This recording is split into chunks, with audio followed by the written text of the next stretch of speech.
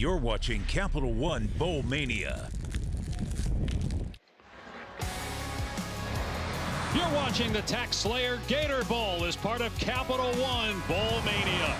From Jacksonville, Florida, 14th ranked Ole Miss seeking back-to-back 10-win seasons for the first time in 65 years. Takes on Duke, shooting for its second 10-win season ever. And hi everybody, Dave Pasch with Dusty Dvorak. We'll check in with Taylor McGregor here in a little bit.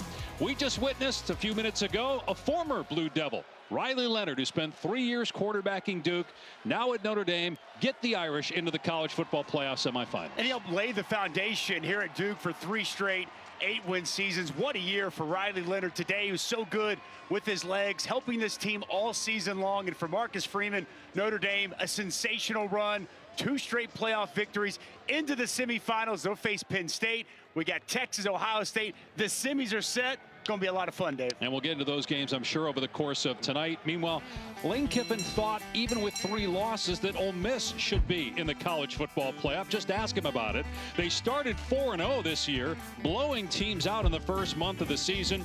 And SEC play, they had some great wins at South Carolina. Also knocked off Georgia, won at Arkansas. The 3 losses, Kentucky, overtime against LSU, and at Florida. But as we mentioned, they missed out, obviously, on the playoff and finished number 14, and according to the committee. And they've got one of the best defenses in college football. So disruptive, Dave.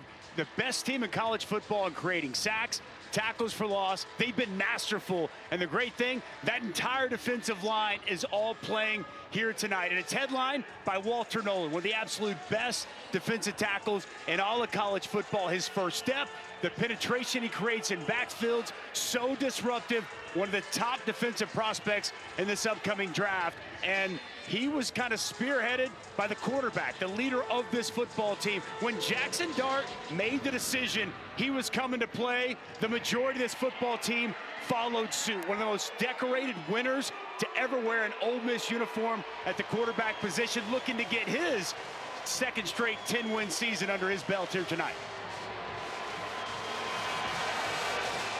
Duke Blue Devils taking the field, a 9-3 record for the second time in 3 years.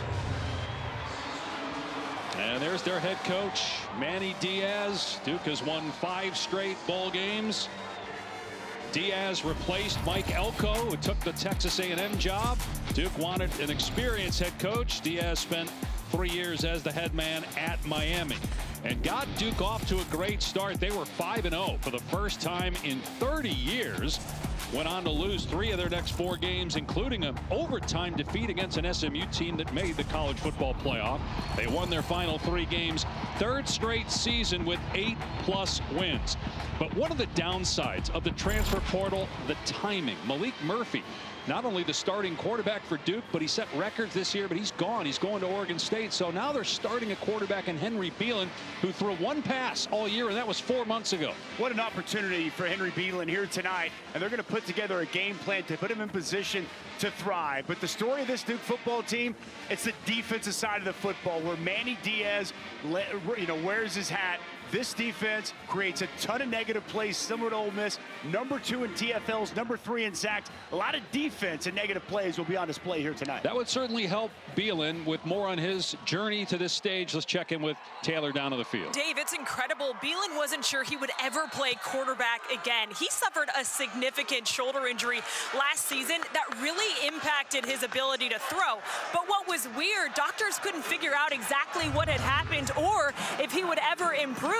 So it got to the point where coaches started suggesting, hey, maybe you need to have a position change. But he was bullish on wanting to play quarterback. And then in fall camp this year, he started to feel better. Ultimately, he was the backup, and now he gets the chance to start. He is fired up for this opportunity, Dave. And trying to lead the Blue Devils to win number 10 in their 17th ever bowl game. It's the first meeting on the gridiron between Ole Miss and Duke. Kickoff is next from Jacksonville.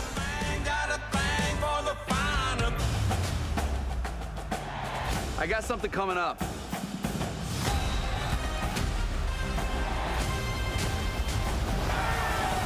Something kind of big.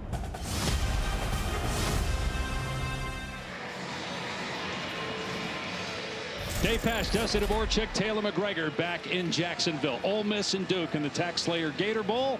Ole Miss's first appearance in this game since 1991. The Rebels won the toss, elected to receive. Cosme Salas will boot it deep to Micah Davis. And we'll get a look at Jackson Dart making his 38th straight start for Ole Miss here in a moment. First team all SEC quarterback.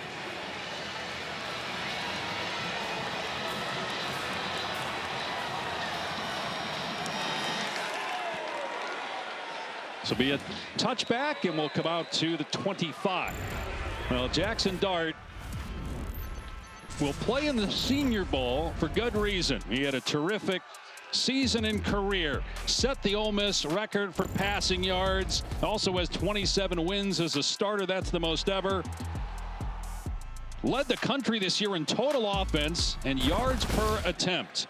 And his best 2 games in his career have come in bowl games, including against Manny Diaz's Penn State defense last year in the Peach Bowl. He threw for almost 400 in that game. He's 3rd in the country this year in passing yards, 323 a game. And off play action, Dart will throw, facing pressure and taking off. Dart, very good athlete, puts his head down as he gets drilled by Alex Howard, and a gain of 4. Big part of his game is the mobility, the decision to tuck in and run. We'll see that throughout the course of the night, and they operate this offense at warp speed. Ulysses Bentley gets the carry, dragged down after a gain of 1. Vincent Anthony, and you touched on in our open just how good this defense is. How about Manny Diaz told us we can win if other teams don't make mistakes. And in the past, you couldn't really say that about Duke. They had to have everything go their way to win big games, but he does not feel that's the case anymore. Dart on 3rd down, and it's going to be short of the line to gain. Pre-scoring, it's going to be 4th and 1. The offense staying on the field right now.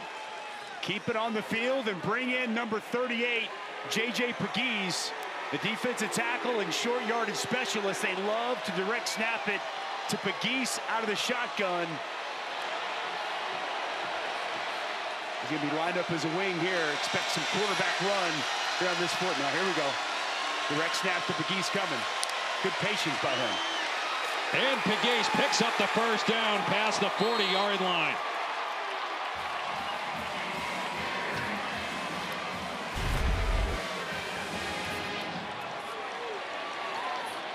You see the power, the physicality as he runs through Trey Moore, who comes up and just doesn't have enough at the point of attack. That's 325 pounds J.J. Pegues bringing to the table. Dart in trouble, takes off again, and picks up a handful out to the 47-yard line. 3 rushing touchdowns for Dart this year. He had 8 a year ago. Good pressure off the edge. Michael Reese. Nothing down the field. Jackson Dart makes a quick decision as he saw a lane there on the interior of the offensive line. Nice pickup on 1st down. Pressure again. Dart stepping up and passing complete at the feet of Daquan Wright, the tight end. So 3rd down for the Rebels, 3rd and 4. Jackson Dart started out his career at USC. He's from about 40 minutes north of Salt Lake City. Started 3 games for the Trojans before transferring to Oxford. Dart's pass caught, and it's a first down to the 46-yard line. Caden Lee, 50th catch of the season. And he has had a sensational season. He operates the middle of the field at that slot so unbelievably well. An elite route runner. Nice job getting open on 3rd down.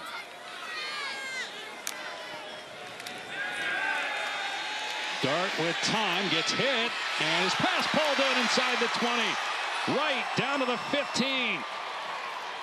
A 31-yard pickup. Well, pressure coming in his face, no problem for Jackson Dart. And it's one-on-one coverage. Daquan Wright working on Ozzie Nichols. That pass perfectly placed over the linebacker's outstretched arm. And a nice catch, a big pickup. Dart getting it out of his hand quickly to Caden Lee. Wrapped up at about the 13. They'll pick up a 3. Tackled by Howard. Ole Miss number 2 in the country in total offense, 7th in scoring. They've dominated the first quarter, outscoring opponents by almost 100 in the opening frame. No running room that time. In the backfield right away was Ryan Smith, and Dart tripped up. A loss of 1. A nice job, Ryan Smith. Off the edge, untouched, gets just enough of Jackson Dart to set up this 3rd and long situation. Be a big stop here for Duke in this opening possession. If they can hold them to a field goal attempt. Touched on him already, but Caden Lee, Jordan Watkins out there, a player to keep an eye on, working right here. 11th play of the drive. Caden Lee in the backfield. And to be cognizant of 11 and 19 in these spots. The best route runners, most dependable wide receivers. Play clock down to 1. And so a timeout by Lane Kiffin.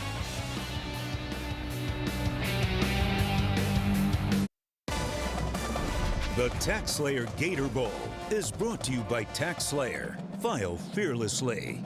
Visit Jacksonville. Flip what you know about Florida at jacksonville.com. And Capital One. What's in your wallet?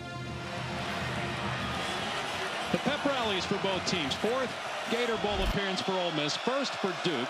Play 11 of this opening drive for the Rebels. 5 pass play, 5 run plays. 3rd and long. From the 15-yard line of Duke. Caden Lee moving around quite a bit. Keep an eye on him. Already 2 catches on this possession. Duke's been able to get pressure so far on Jackson Dart. They rush 4. Dart has a clean pocket. His pass short of the line to gain. Big hit after the catch by Lee. And now it's 4th down at about 3. It was Bergeron with the hit. And Ole Miss will settle for 3. We saw an aggressiveness from his own side of the field on 4th and shorter, but here 4th and 3, Duke gets the stop that they needed. Actually, they're going to call it 4th and 4, Dave. That's an excellent tackle after that catch, and a good stop by the Duke defense. Caden Davis. They got this interesting formation. Normally they shift, but they're not going to. Direct snap. Davis going to throw it into the end zone. It's picked off. Intercepted by Moore, and he's still going. Moore past the 30 to midfield. They finally get him down at the 42. A trick play that backfires.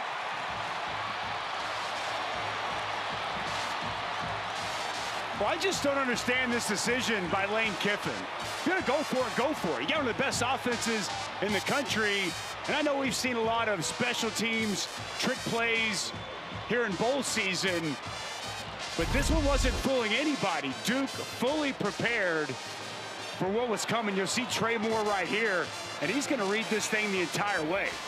Excellent job by him. Going to read the eyes, step right in front of this pass, get the interception, and an outstanding job after the pick, making people miss, getting the open field. He's got a convoy, huge play for the Duke defense. And now a trick play from Duke, and a deep ball thrown downfield. It's way over the head of Jordan Moore.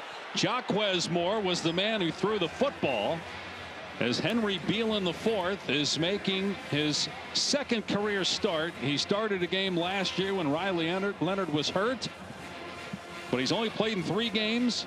He's got 1 pass attempt this season, 5 run plays. Does get good starting field position on this drive after the Terry Moore interception. Beelan on the roll-up, does have a strong arm, and that pass is caught at the 31-yard line. What a catch that time by Eli Pinkole, right at the line to gain, about a yard short. It's a big hit by Lewis Moore coming in from the backside. Nice concentration by Eli Pinkole. And now Beeline's pass a little low and incomplete, trying to connect with Jordan Moore. And Duke will keep the offense out there for 4th and 1. I think you go for this right here if you're Manny Diaz. Said they needed to be able to run the football.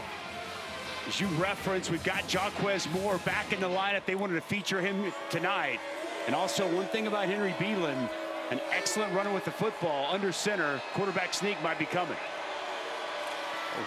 It's a pass play instead. Beelen in trouble, being chased by 2 Ole Miss defenders.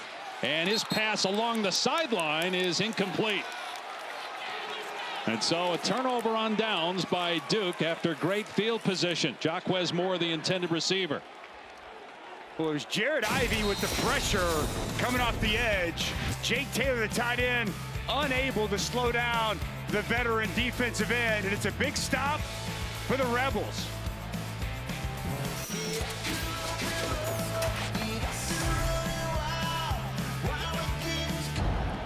Well, we all appreciate a well-dressed D tackle with eye black. Dusty's defensive dudes. And let's start with the Duke cornerback who's been sensational, Chandler Rivers. He's versatile, excellent man-to-man, and a quality blitzer. Has had an awesome senior season here for this football team. And then Walter Nolan, one of the best defensive tackles and most disruptive interior players in all of college football. His first step is elite.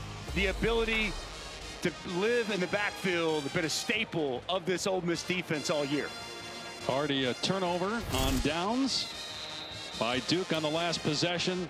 An interception thrown by Caden Davis, the field goal kicker, on a fake field goal on Ole Miss's first drive. Rebels have it back on their 32-yard line. And it's going to be Bentley off the right side. And he's got the edge past the 45. Lowers the shoulder, trucking the defender at midfield. Well, it's a nice job by Reese McIntyre. Jeremy James getting good push on that zone. And I'll tell you what, Ulysses Bentley IV, he has got excellent speed and burst. And they're looking to showcase him here tonight in this bowl game. Play action this time. Dart setting up. And thrown to Prescorn. And knocked away, incomplete. Trey Freeman in coverage. Freeman, a good job, trail technique, working on Prescorn. Able to get the right hand in at the last second. That ball comes in, he gets that right hand on the football, creates the pass deflection.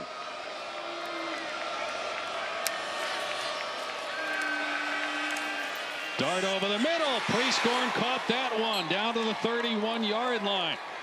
Tackled by Stone after a gain of 19. Oh boy, Prescorn is so big and a great target over the middle. 6'6", gets just past the linebacker depth, and a strike from Dart for a nice pickup. Prescorn, a former walk-on quarterback at Memphis. Juice is loose. Antoine Wells into the end zone for the touchdown. 32 yards.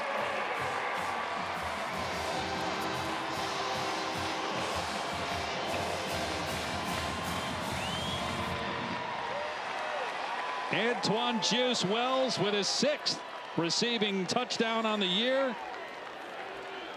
And Jackson Dart with his 26th. That was a 1-minute drive, and Ole Miss strikes first.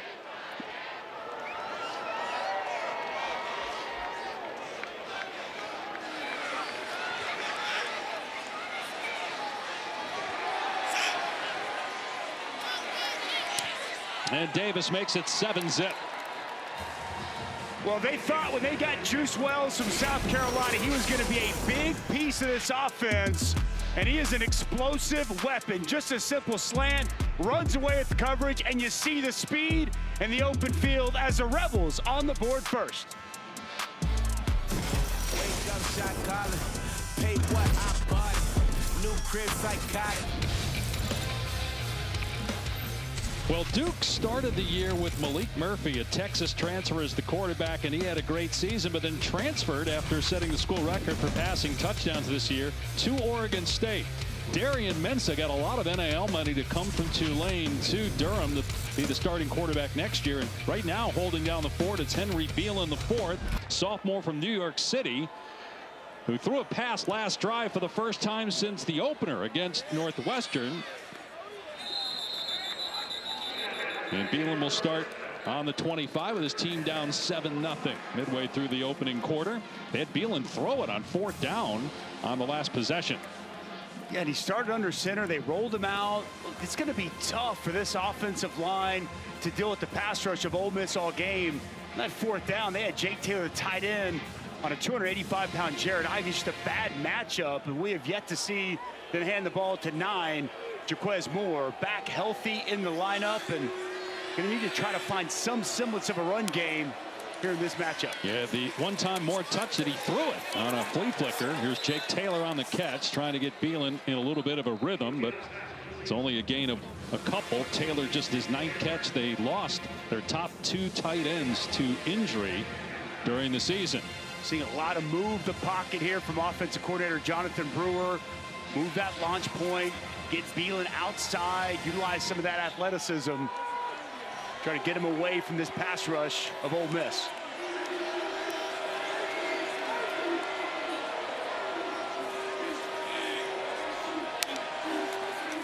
Another pass play. Beelan gets drilled as he throws it deep, and his receiver, Pankol, had a step on Isaiah Hamilton, the Ole Miss corner. It's 3rd and 9. Well, it's going to be a delayed pressure come from out of your screen. And we're also going to see right here, going to spin back inside from Princely Umanmielen. Nice job, delayed pressure from Kari Coleman. A big hit on Henry Beelan. Princely Umanmielen, when he's been healthy this year, one of the best pass rushers in the SEC. 10.5 sacks on the year for the senior. His brother Prince Well, who was in Nebraska, transferred to Ole Miss. Here's Brown on the jet sweep. Ole Miss was all over that, and it'll be a punt for Duke. Trey Washington with the tackle, 4th down and about 7. We see that speed on that defense from Ole Miss. Trey Washington just so smart in the back end of that defense. And look, they love Quayshawn Brown's speed, get him on the perimeter, but nowhere to go. It was John Saunders, Trey Washington, excellent defense on 3rd down, and a quick 3-and-out for Duke. Got a true freshman punter. This is a 71st kick for Cade Reynolds this year, 4th in the nation in most punts. It's a Duke offense that really struggled this year on 3rd down, 130th in the country in 3rd down offense. And this punt checks up at about the 34-yard line. And so Ole Miss's offense back on the field. We've had a ton of big plays so far in this game. They haven't all been good big plays. Well, a fake field goal, and it's Terry Moore with the big interception for Duke. A 4th and 1 for Duke. Doesn't work. That pressure gets there. Ole Miss gets the stop. And then it did not take long for this high potent offense to strike. Juice Wells on the slant. That speed in the open field, just too easy on that second drive for Jackson Dart and the Rebels.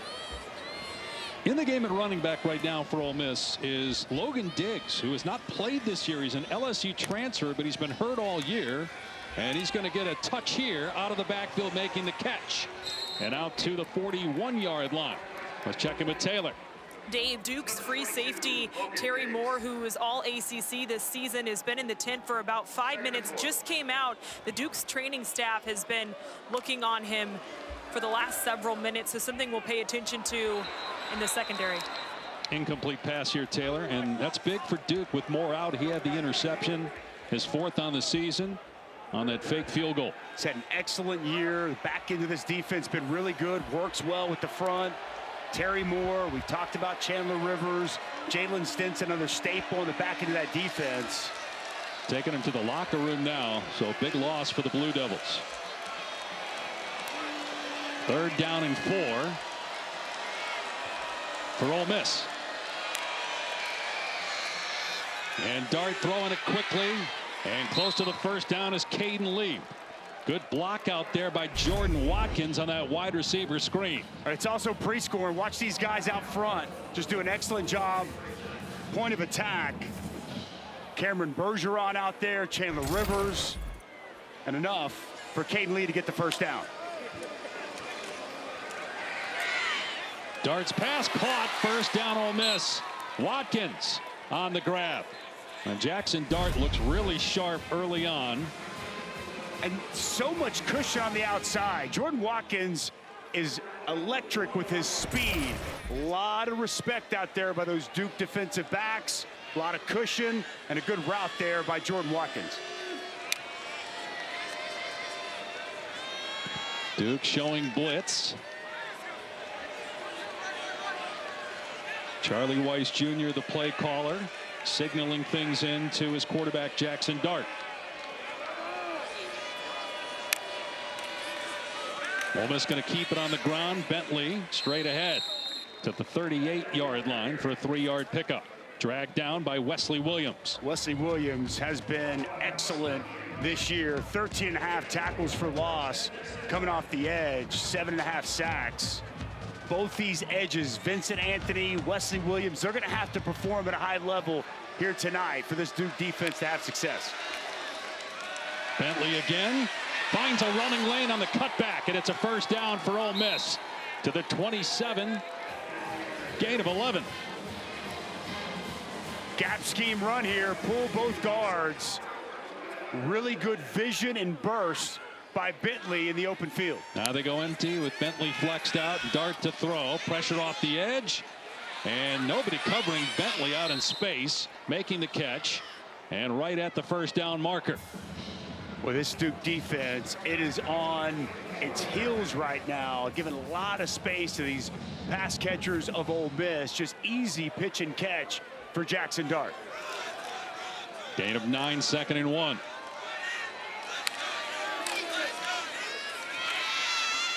Bentley got the first down. Got popped by Nicholas and Freeman, but enough to move the sticks for Ole Miss. Trying to go up 2 scores here late in the first quarter. Ole Miss a 9-win season. They have not had back-to-back 10-win campaigns since 1959-1960. Actually won 11 games a year ago.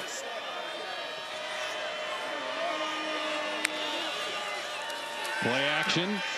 Dart checking it down. Bentley with room down the sideline. Lowers the boom on Joshua Pick at the corner, and it's an 8-yard pickup. Well, just nobody out in the flat. Kendall Johnson, outside linebacker, he got turned around. No flat player home. Another nice pickup on first down. And another quick throw inside the 5. Down to the 1 is Caden Lee. First and goal for Ole Miss. They are just eating them up on these perimeter screens. Good blocking out there on the edge.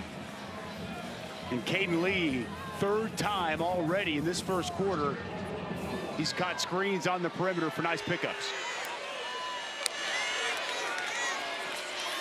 Bentley's into the end zone. Touchdown, Ole Miss.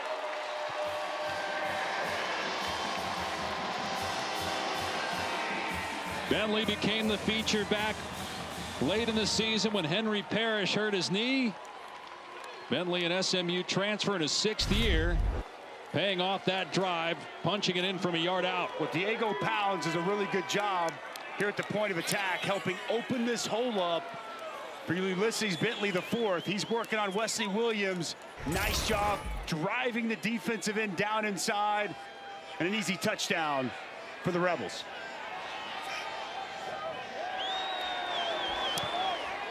Two quick scores by Ole Miss, and it's 14-0. We have 2 more matchups for you tomorrow on ESPN. First, the Serve Pro First Responders Bowl. Texas State taking on North Texas, and then Minnesota and Virginia Tech in the Duke's Mayo Bowl. When you win, not when you lose, but when you win, you get Mayo dunked. How long do you think it takes to Mayo you? Can we make that happen? Take a while to get the mayo out of my hair. Mike Loxley, good little mayo on the cap. Neil Brown, bet he likes himself some mayo. You like a little mayo? We had a sushi burrito today. You had some mayo on there. Just don't understand. They should do that to the losing coach, not the winning coach. But it's great mayo, man. It's good mayo. But it's punishment. No, it's great for the skin. I mean, I understand it's outstanding to win the game, and maybe at that point you don't care. Some say maybe it can help grow a little hair. Maybe you start rubbing a little right there on your scalp. Give me Urlacher's phone number. I'm going to hit him up. Short kick by Davis. Here's Peyton Jones at the 10. And knocked down to the 21-yard line. Aerial coverage provided by Goodyear. Best seat in the house since 1925. Happy 100th anniversary to the Goodyear blimp. penalty marker down. But while we have a moment, let's check in with Taylor. Going to disagree. I actually believe the winning coaches enjoy it. I did the first ever Duke's Mayo Bowl between North Carolina and South Carolina. So Mac Brown versus Shane Beamer. Shane Beamer won. He enjoyed it. He has a photo of him getting doused with mayo in his office. So if that says anything, I think they do enjoy it. See? You know what? You should try it, Dave. You get back to beautiful Arizona, maybe a mayo bath. Just what the doctor ordered for you, Mr. Pash. All right, we advance it now. Penalty was on both teams for unsportsmanlike after the play. It's getting a little chippy here. Ole Miss up 14-0. Let's see him get Jaquez Moore the football. I know this is one of the best rush defenses in the country. At least try to establish some semblance of a run game. And it is Moore. No room, though, against that front for Ole Miss. Xavier Harris in there, along with Akilo Stone. They're so deep. You touched on the 4 guys that we'll see probably in the NFL next year, led by Walter Nolan, who's going to be a first-round pick. But then they got guys behind them and guys behind them that we'll see a lot of in this game. Pete Golding, the defensive coordinator, wants some of his true freshmen third-string guys to get more reps here, because obviously you're trying to win the game, but you're also scouting for next year and evaluating talent. Payne call on the catch out to the 40-yard line. A much-needed first down for the Duke offense. That's a good throw here from Beelan. Right on target to his big 6'3" wide receiver, Payne Cole, and a much-needed first down for this Duke offense. Another late flag thrown at the 40-yard line. Might have been right there with Payne Cole. The result of the play is a first down. After the play was over on sportsmanlike conduct, offense number 4 for taunting. 15-yard penalty, it's still first down. So not a smart play by Eli Payne Cole after you get Duke's first down to turn and do that to Chris Graves. I mean, what are you doing? Not smart. Not smart at all. Eli Payne Cole has had a phenomenal season. 9 touchdowns this year. Was 3rd best in the ACC. Was the most courageous comeback player in the ACC this season. Overcome so much adversity the last couple years with injuries. You make a nice positive play to do that. Got to be smarter. A little surprised Manny Diaz let him stay in the game after that. Usually you get pulled when you do something like that. Meanwhile, on the carry, Jaquez Moore, no room whatsoever. Taken down for a loss back at the 21. Kyrie Coleman leading the way. Well, Kyrie Coleman's going to get the start tonight. Watch him just come downhill. He times his blitz up perfectly. And with Chris Paul Jr. out, declaring for the NFL draft, a big opportunity for Kyrie Coleman. Second play we've already seen him in on making. He's got excellent speed. Played a lot of football throughout his career, going back to TCU in the last couple of years at Ole Miss. A nice job on first down, creating a negative.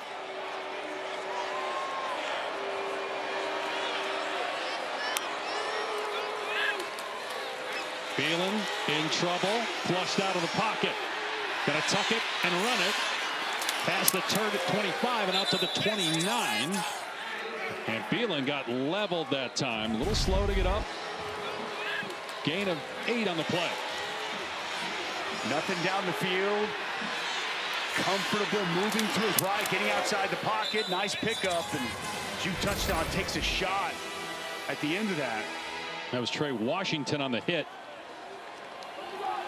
And that'll be the final play of the first quarter.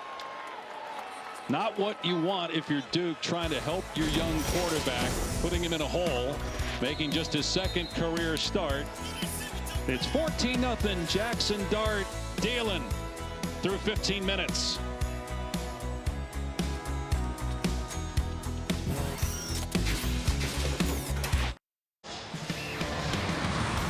You're watching the TaxSlayer Gator Bowl as part of Capital One Bowl Mania. Moments ago, Taylor McGregor and Duke head coach Manny Diaz. Thank you, Coach. What needs to happen to allow your quarterback to get into a rhythm? We've got to make first downs, which we just got one at a penalty we have to avoid. That'll help getting us into a rhythm on offense, and that'll help rest our defense some. Thank you, Coach. Dave. Yeah, not in a rhythm at all. As you look at the numbers offensively, Just 36 yards to 199 for Ole Miss. Jordan Moore, we've not called his name yet. Right there. Third down target for this offense. Long throw by Beelan, air-mailed, and it's fourth down. Offense staying on the field for now, and now Manny Diaz will send the punt team in. Henry Beelan the fourth, playing just his fourth game of the year. The other three were against Northwestern, Middle Tennessee, and Florida State. Malik Murphy was the starting quarterback this year, threw for almost 3,000 yards, but because of the transfer portal being open in December prior to the season being over, Murphy transferred to Oregon State. Fair catch around the 27-yard line by Micah Davis. On Saturday, one of the final bowl games of the season, it's the Bahamas Bowl presented by Atlantis Resorts. It's Buffalo and Liberty, 11 a.m. Eastern, ESPN2. You've been to Atlantis, David? I have, and not had a Mayo bath there either, in case you're going to go down that road again. Geez, get your head out of the gutter.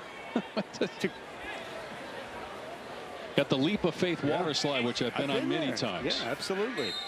Well, this Ole Miss offense has looked really good here to start this game. Jackson Dart, his final game in an Ole Miss uniform, starting 13 of 16 for 147 and a touchdown. This is a good Duke defense, but that first quarter, they were just outmatched. And Dart running it here, past the 35, first down, and diving out to the 41-yard line. You see Ulysses Bentley the fourth go up into the hole. Jackson Dart calls his own number quickly. Gets nice yardage. He gets down before contact.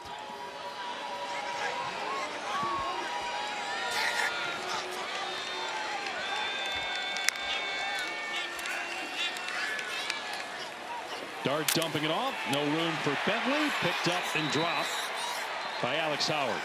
Well, Lane Kiffin told us Jackson Dart is the reason everybody's playing. Yep. Because when the quarterback says, I'm not opting out, all the other NFL draft prospects follow suit. And it tells you about the leadership of one of the best quarterbacks in the history of Ole Miss. And that's saying something when you consider Archie and Eli Manning and the numbers they put up in college. Archie in the College Football Hall of Fame, and of course Eli, two-time Super Bowl champ. Dart sacked this time back at the 31 by Bergeron, the first man there for the Blue Devils. Dialing it up here, Jonathan Patke coming after Jackson Dart. You see him come right off the edge, unaccounted for. Bergeron so good, bending that edge, keeping it tight, getting just enough of Jackson Dart to get him to the ground. That's really the only shot Duke has, and they're very good at that. Third in the country in sacks, second in tackles for a loss. They're also among the nation's leaders in takeaways. They need one here. Dart got some room. And Dart dives close to the first down, right at the marker at the 49 of Duke. Excellent job by Jackson Dart. The corner on the near side. Joshua Pickett came too far inside, allowed Jackson Dart to get to the edge. And a big-time first down on 3rd and long. Cannot have that if you're Duke when you got them backed up 3rd and 19. Got to find a way to get a stop in that spot. Swing pass to Bentley out in space, and not much room. Maybe a 1-yard gain. You were touching, though, on Jackson Dart, the leadership and him coming out here, and this team pretty much all followed. I thought it was interesting talking with Charlie Weiss, talking with Lane Kiffin. You could tell the relationship both the head coach and offensive coordinator formed with Jackson Dart. Very real, very proud of the growth that he's shown as a quarterback and a leader of this team. First down, Dart running the ball. Now, Dart has said in the past, Lane Kiffin's one of his best friends, and Lane was telling us, Dart is very involved with the Kiffin family, often goes out to lunch with Lane's son. Jackson's very involved in the community. Excellent student as well, was a Campbell Trophy finalist. Had a huge impact on the Ole Miss program. Pass batted down by Anthony. Here's Taylor. I also met Lane's nephew, 11-year-old Christian, and he was telling me how Jackson has invested into his life. He's a young quarterback, wants to follow in Jackson's footsteps, and Jackson has really invested time into helping him be a young football player. What do you think about Jackson as you hear that? You know about the leadership qualities from a talent perspective at the next level. It's going to be interesting. It's obviously a different offense, but look, he's accurate. He's got a quick release. He's obviously extremely athletic with the football. He's going to probably be in the conversation as you get into the third, fourth round. And to hoist that one with bodies all around him, and he completed it to Daquan Wright. To be able to hang in the pocket like that, get absolutely pummeled, and still complete the pass downfield for a gain of 22. Wesley Williams with a big hit on Jackson Dart.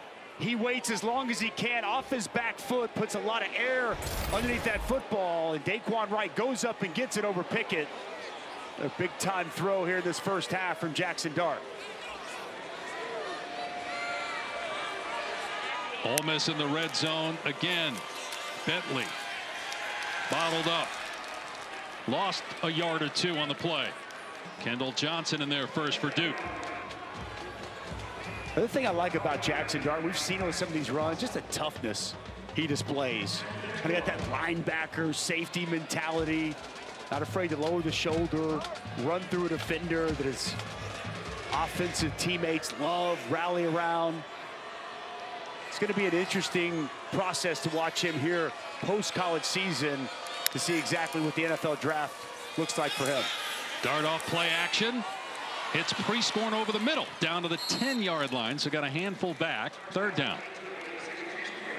Prescorn 24 catches on the season coming in. He might hit 24 for the game. He's been targeted a ton already in this game. 5 targets, 3 catches for the big veteran tight end. 3rd and 7. Diggs is the running back, getting some reps here for the first time this season. As you referenced, he's also been targeted a lot. He's a great red zone weapon for this offense.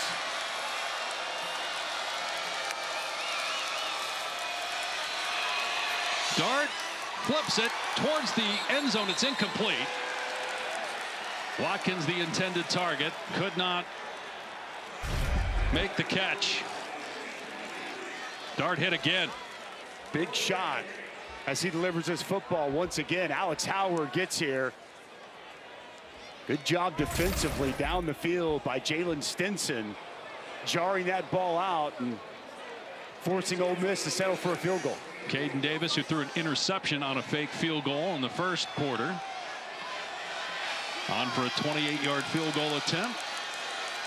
He'll be in the Senior Bowl, and an excellent season kicking. And splits the uprights there to make it 17-0 Ole Miss.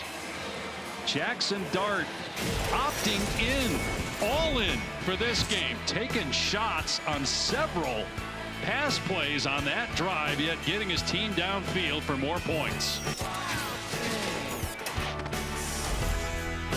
The AT&T Countdown to the College Football Playoff National Championship, Monday, January 20th on ESPN. Yeah, that's how I get by. Penn State, Notre Dame, Texas, Ohio State. 4 huge brands, 4 great teams in the college football playoff semifinals. Who's the team to beat in your mind? The Buckeyes, man. They have been sensational these first 2 rounds. We saw it in Columbus against Tennessee round 1.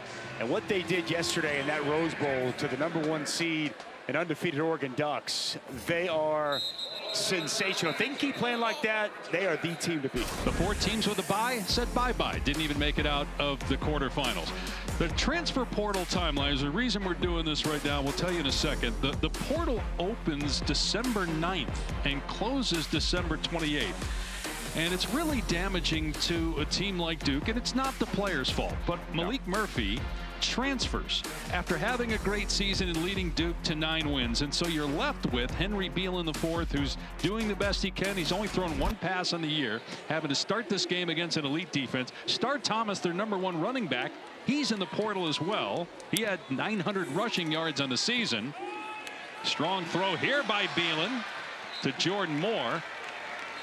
They've got to do something to fix this, because you would never, and this is something Lane Kiffin and many coaches have brought up in pro sports, and we are basically there with college football, you would never have free agency going on in the middle of a season. It needs to take place after the completion of the entirety of the season. It needs to take place once the national championship is over, a portal window opens. And either that, or if you get players via the portal, why can't they play? Darian Mensah, you know he's coming to Duke, yet he's not here to be able to help this football team. I think what makes the most sense is waiting until the conclusion of the season before we open up free agency and open up the transfer portal. Now there's what they are without today. Murphy going to Oregon State. And he was at Texas prior to that. There has to be a solution to make it at the end of the year, because basically then what you're saying is the bowl games don't matter. And look, bowl games are huge for teams not in the college football playoff. It's not only about the playoff. You got a program like Duke that's trying to build and win 10 games for the second time ever, and you're stripped in a lot of ways of that opportunity because you don't have the guy that got you here. And Beelan, dangerous throw there, a little behind Moore, incomplete. Let's complete and finish the current season before we open it up and start to focus on next season. That seems logical, doesn't it? And I haven't talked to any coaches, I don't know about you, that thinks it's a good idea to have the portal open when it currently does. So it makes no sense. And we had Texas Clemson in the first round of the playoff. We talked with Steve Sarkisian. He threw out an idea that I thought made a lot of sense.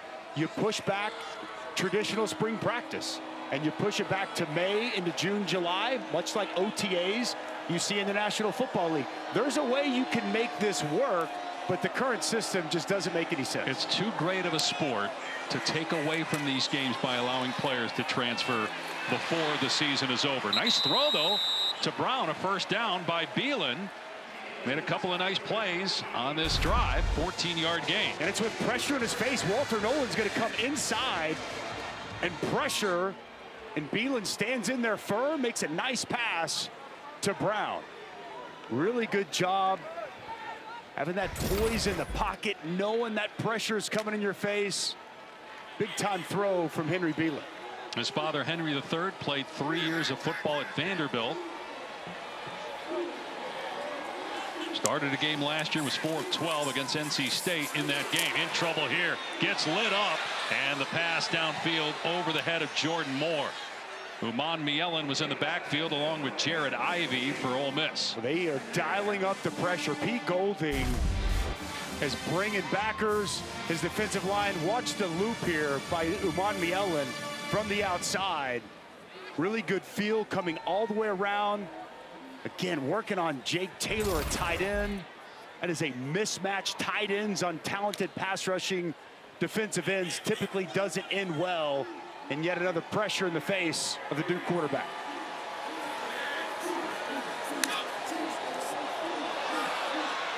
A lot of movement by Ole Miss. Flag down.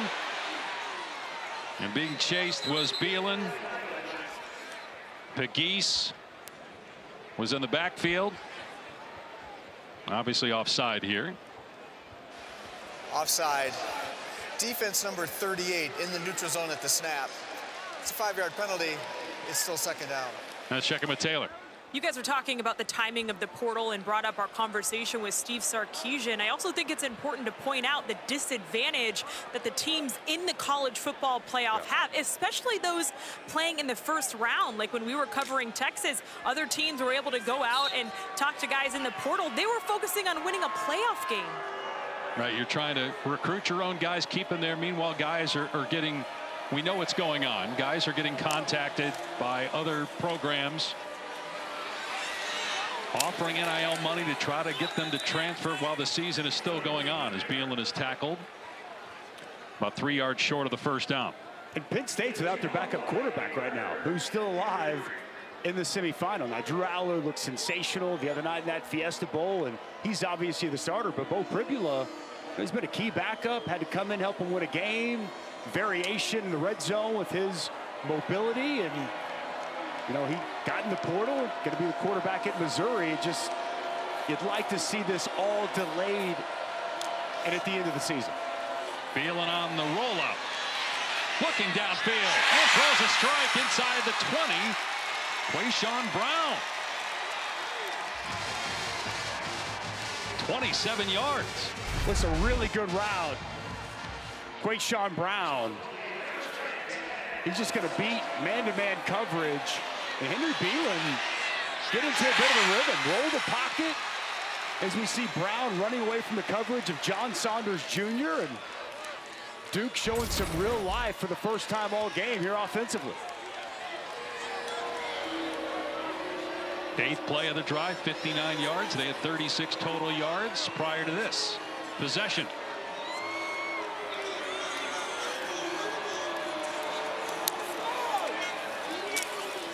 Thielen on the move. Throws back across his body, and wide open is Harvey for the touchdown. First touchdown pass of the season, 4th ever for Henry Beelan, the 4th.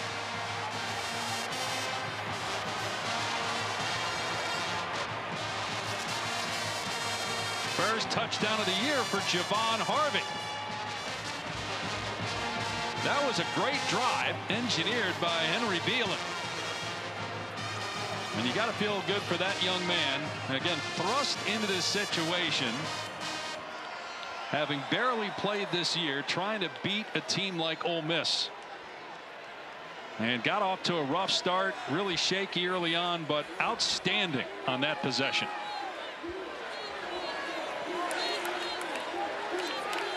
Todd Polino for the point after.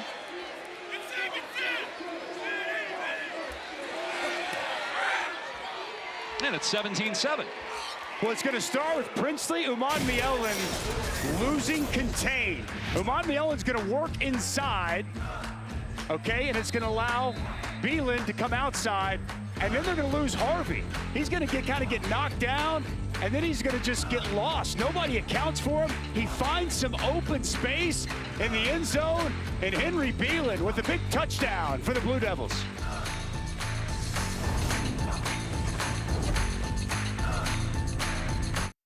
The TaxSlayer Gator Bowl is brought to you by TaxSlayer. File fearlessly.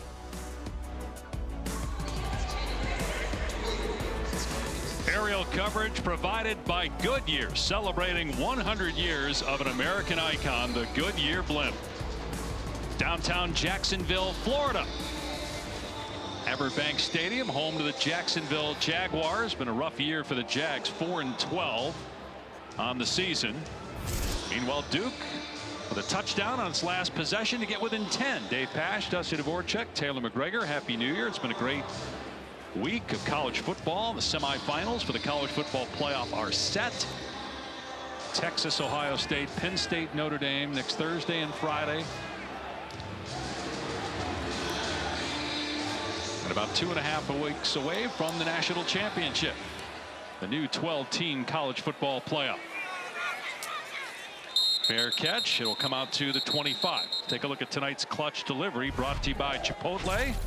Henry Beelan, the 4th, delivering when they needed it. Well, they had to have something go right offensively. Hit a couple really nice throws on the move. Move the pocket. Find Brown outside. He stands firm in the pocket on a couple of throws. And how about the touchdown as he rolls away back across his body over the middle to an open Javon Harvey. As Henry Beelan's feeling it. Well, dance moves over there on the sideline. 4 of 6, 67 yards and that touchdown on that last possession. Now can Duke stop Ole Miss, which is on pace for about 650 yards of total offense. Jackson Dart, 16 of 21, 172 yards and a touchdown pass. But a run play here. Bentley met in the hole and taken down after a gain of 1. Alex Howard there. Well, nice job by Howard coming downhill. Does that drive? Is that a little spark here for Duke? This Ole Miss offense has been moving up and down the field. Can Duke come up with a stop to get the offense the ball back? And without Terry Moore, an all-ACC performer, got hurt earlier. Dart out of the pocket, on the run, and at the last second throws it away. Incomplete pass, 3rd down and 9. Pressure from Aaron Hall, and Dart hits the deck again. We've seen him on the ground a lot. Jersey kind of tells the story.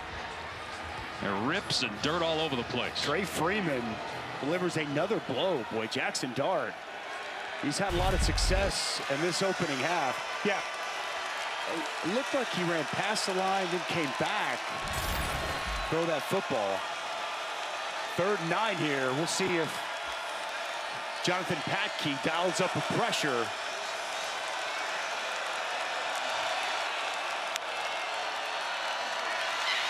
Dart in trouble, lobbing it.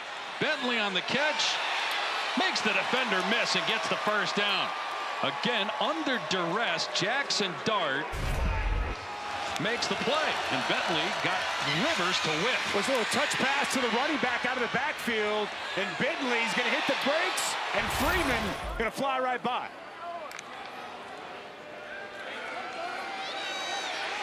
Dart, almost picked, and then on the redirection, Alex Howard could not come up with the interception. Then on the deflection, Jalen Stinson had a shot at it. Well, Alex Howard's going to be kicking himself for this one. Those zone drop, he's going to be right here. Jackson Dart throws it right to him, hits him right in the hands. He's trying to find Prescorn, but a missed opportunity there by the senior linebacker, Alex Howard. They got 26 takeaways on the year, 12 interceptions, 14 fumble recoveries. Instead, it's 2nd and 10 for Ole Miss. Dart, first down grab. Caden Lee into Duke territory at the 46, 13-yard gain.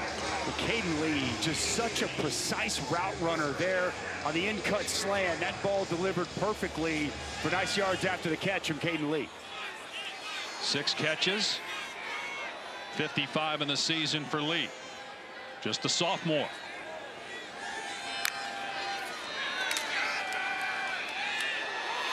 Watkins over the middle, inside the 30, down to the 26-yard line. Again, that missed opportunity on the interception really costing Duke. That's a win at the line of scrimmage on the release. That inside release from Jordan Watkins. A lot of green grass out in front. A nice pickup. Dart getting it out of his hands quickly, finding Lee. Another reception for him. Down to about the 21. Gain of a handful. When this offense gets going, Dave, I mean, Jackson Dart, that's the one area, you know, talking with Charlie Weiss Jr., where he's so proud how quickly he can process this offense and just the complete understanding of what's going on, can operate this offense, this machine at warp speed, and so good distributing the football to open targets. He does not have Trey Harris. Outstanding receiver. Bentley taken down at the 20. So 3rd down and 4. Last time Ole Miss was down here, Duke was able to come up with a stop and limit him to a field goal. Red zone's been an issue. Red zone's been an issue all year for Ole Miss. Move the football well, but struggle once they get inside the 20.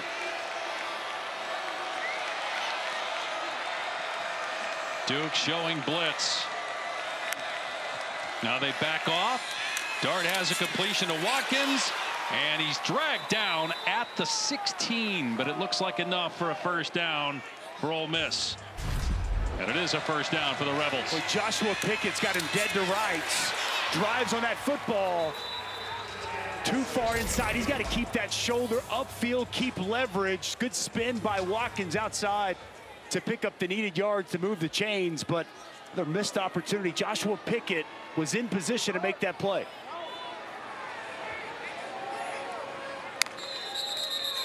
Penalty marker down.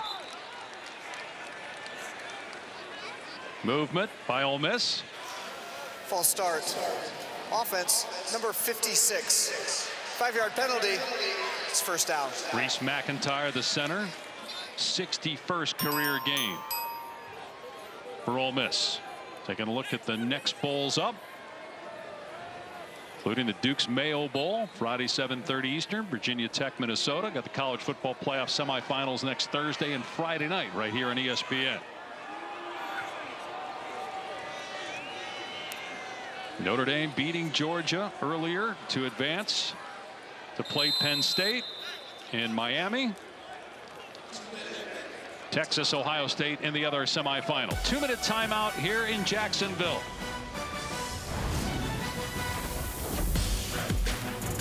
Dave, Dusty. All right, Zubin, looking forward to hearing from you guys here shortly. How good is Jeremiah Smith, by the way? Unstoppable yesterday. Wow. 1st and 15 for Ole Miss, looking to add to a 10-point lead. Jackson Dart's been magnificent so far.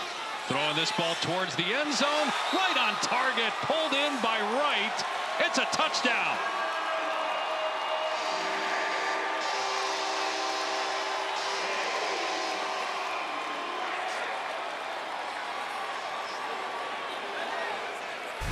Dave, you cannot throw it any better than this. How about the fade?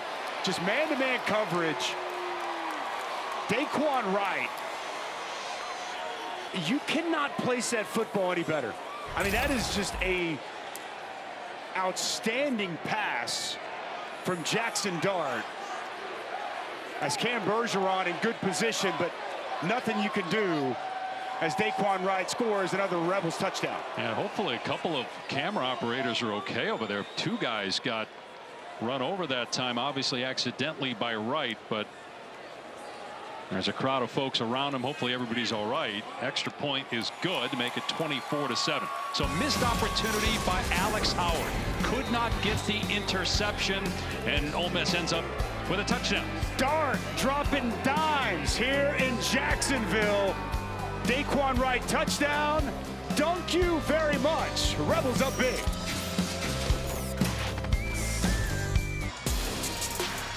The Progressive Bowl Challenge Cup is here at the TaxSlayer Gator Bowl, and it'll be awarded to the conference that has the highest winning percentage in the postseason. Right now, it's the American at 6-1. ACC just 2-9, and Duke down 17 to Ole Miss here in Jacksonville, 24-7, with 1:52 to go in the half. Good news for the Blue Devils. Their quarterback Henry Beelan had the best drive of his career on the last possession. He'll have it in a second. Back in 10 seconds after a message from Ally.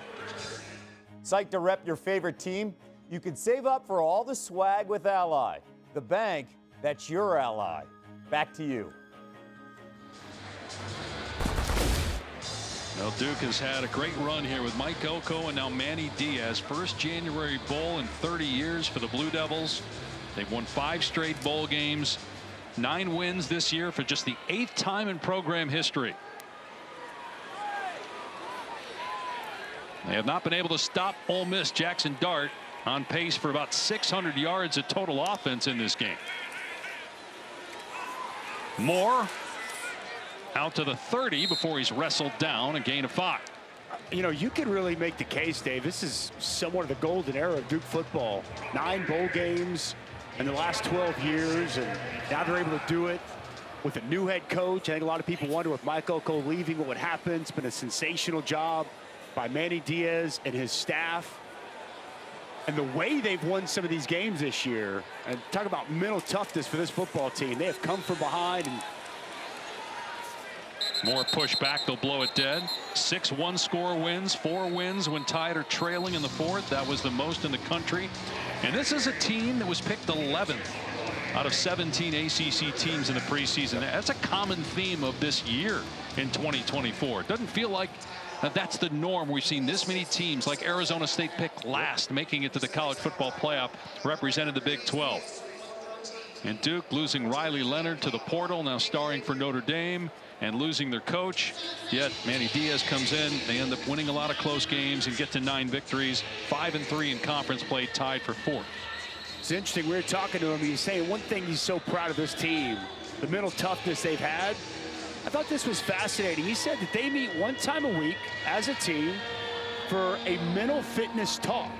And he says he likes to talk about the mind a lot. Listens to a lot of podcasts on. He said he started this when he was at Miami, carried over to Penn State as a defensive coordinator, and he's brought it here to Duke and paid real dividends. This team has been extremely mentally tough.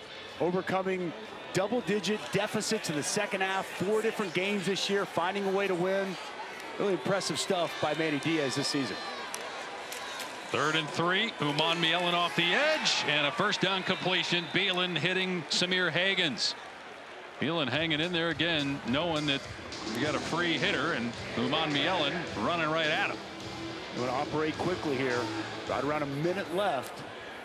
Get a chance to see Henry Beelen in the 2-minute. 4-man rush. Beelen from the pocket. Long throw. Out of bounds.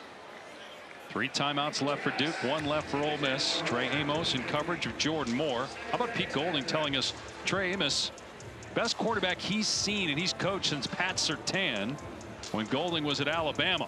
That includes Terrion Arnold, Kool-Aid McKinstry. When Pete Golding was at Alabama, I even asked him, and he said, oh yeah, he is right there. And even better, he thought that he's one of the most underrated cornerbacks that he's had. I think Mel Kiper has him as the number 5 rated corner, but he's had a stellar season at Oxford this year. First team all SEC. He was at Louisiana first, then Alabama, now with the Rebels. Beelen chased out of the pocket by Ivy, and the pass complete at the 44-yard line to Taylor, the tight end, and out of bounds. Clock stopped with 51 seconds left. 3rd down. How about Jake Taylor getting the feet in? Nice job. Awareness on the sidelines, where the sidelines are. Little toe tap. Well done. Right foot was inbound before the left foot touched out. So a completion. 3rd down and 4.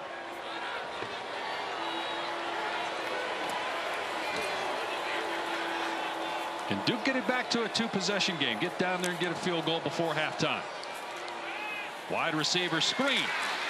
Hagans got the first down. Clock will stop to reset the chains with 45 seconds left. Duke still with 3 timeouts. Hagans at his best after the catch. Well set up screen, just enough to move the chains.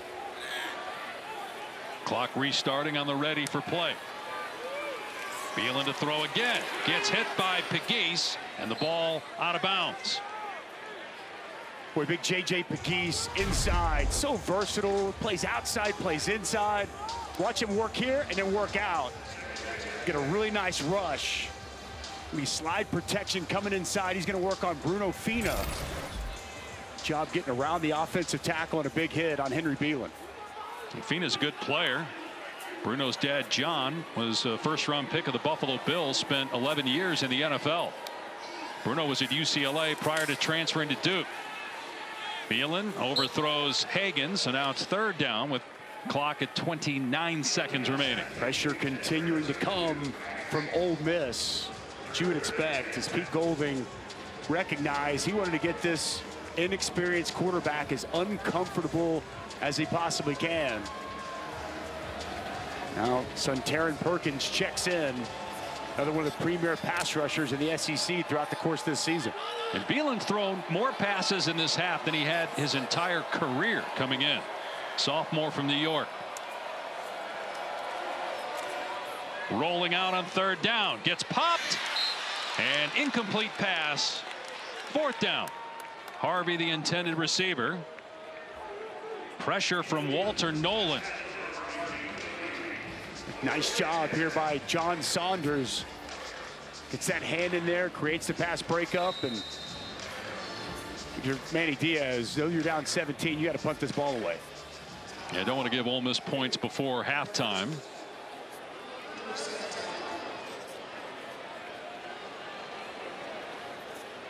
Timeout here by Duke. Make sure they're all set and buttoned up for the punt. Season All-State will celebrate every field goal and extra point made by participating universities by making a donation to the university's General Scholarship Fund. Thank you, All-State. All-State Sugar Bowl earlier before we came on the air featured Notre Dame and Georgia. And the Fighting Irish moving on to the semifinals to play Penn State. The Orange Bowl next Thursday night. Marcus Freeman has done such a good job since taking over in year 3. Progressed in year 2 from year 1. Progressed once again here in year 3. With a 1 win away from playing for a national championship. Reynolds on the punt here on 4th down. Ole Miss will have one timeout left. They don't have anybody deep here. Wary of a fake because they really didn't come after the punter. So Duke's gunners are all down there waiting for the ball to land, and they will down it around the 2 with 11 seconds remaining. How beneficial was it for the teams that didn't get a bye? I mean, looks like it was beneficial that they got a chance to play first. You had, Texas beat Clemson in the first round, Ohio State over Tennessee, Penn State beat SMU, Notre Dame over Indiana. Those teams all advanced to the semifinals. Yeah, I tell you what, the rest versus, rest and rust situation. I thought especially to start a lot of these games in the quarterfinals, the teams that had the layoff, they just came out slow, a little sluggish. We saw the late charge yesterday by Arizona State, similar to Boise State, but really impressive. All those teams with first round games advance, move on, and get wins here in the quarterfinals. Just going to play conservatively here and hand it off to Dominic Thomas, and the first half will come to an end. Ole Miss trying to get to 10 wins. The last time the Rebels had back-to-back seasons of double-digit victories. You got to go back to 1959 and 1960. Very impressive opening half by the Ole Miss offense against a very good Duke defense. The Rebels had 340 yards of total offense. Lane Kiffin standing by with Taylor. Thank you. Jackson Dart playing in his final game as a Rebel. What did you think of his first half? I think Jackson's played really well. I thought our defense played really well outside of the one series. So proud of how we started in kind of a dead environment, and our guys responded really well to the challenge. But we got a lot of left to play here. We need to come out really physical in the second half. Thank you, Coach. Yep. Dave? All right, Taylor, 24-7 the score at the half. Let's send you now to the United States Marine Corps halftime report. Zubin Mehenti and Rod Gilmore. You're watching Capital One Bowl Mania. You're watching the Tax Slayer Gator Bowl as part of Capital One Bowl Mania. Back in Jacksonville, Florida, Ole Miss up 17 points, 24-7. Jackson Dart threw the ball 29 times and had 2 touchdown passes. Dave Pasch, Dusty Dvorak, Taylor McGregor in a second. Well, Jackson Dart is one of the most decorated players in the history of Ole Miss football. First team All-SEC, had an outstanding first half. He was unstoppable, both with his arm, with his legs. We got the entire experience of Jackson Dart as a quarterback of this Ole Miss football team, and it got started early. The touch over the top to his tight end, Daquan Wright, fitting it right over a linebacker, absolutely perfectly placed. He can do it with his legs. 3rd and 19, no problem. Jackson Dart up the field to the sidelines, move the chains, and this final touchdown was placed absolutely perfectly. Is a great catch by Daquan Wright, but an even better throw from Jackson Dart. One of 2 first-half touchdown passes and 296 total yards of offense for Jackson Dart. First half stats presented by Rowe. 340 yards total offense. They had the ball for almost 20 minutes. And a 24-7 lead. Jackson Dart now 27 touchdown passes on the year. He's got a number of Ole Miss passing records. The one he doesn't have, passing touchdowns, he's still about 10 behind Eli Manning. Duke will get the ball to start the second half, and here's Taylor. We have to get a stop or nothing else matters. That's what Manny Diaz told me at the half. He said, for the most part, I feel like our defense is playing well on 1st and 2nd down, but then we're getting to 3rd down and allowing Ole Miss to convert. And to his point, Ole Miss is 5 for 8 on 3rd down. He said those come down to simple mistakes we have to improve. And he actually really likes the way that Henry Beelan is competing in this game. They're going to stick with the up-tempo because he said we need points, guys. Now, Beelan, his first start of the year, just his 4th game played. He had a grand total of 1 pass attempt this season. Coming into this game, Malik Murphy was the starter. Set the passing touchdown single season record this year at Duke. Elected to hit the portal and is headed to Oregon State. But Beelan held his own there in the 2nd quarter. On the run here on 1st down. Deep ball overthrown and should have been picked off by Lewis Moore. Moore, who's in the transfer portal and going back to Indiana, where he was before he came to Ole Miss. He's playing tonight, though, and he almost had a pick. Well, it's been a theme of the night. More pressure. J.J. Pegues forces Beelan to flush to his right. Overshoots Eli Pankel at 6'3", and Moore goes down to the ground and almost comes up with that interception on the first play of the second half.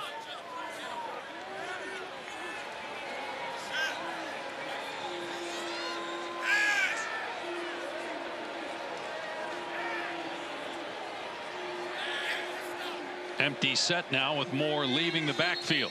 And the play clock down to 2, and Duke has to use a timeout. Not ideal, using a timeout 6 seconds into the third quarter. Aerial coverage provided by Goodyear, taking innovation to new heights for a century. Happy 100th to the Goodyear blimp.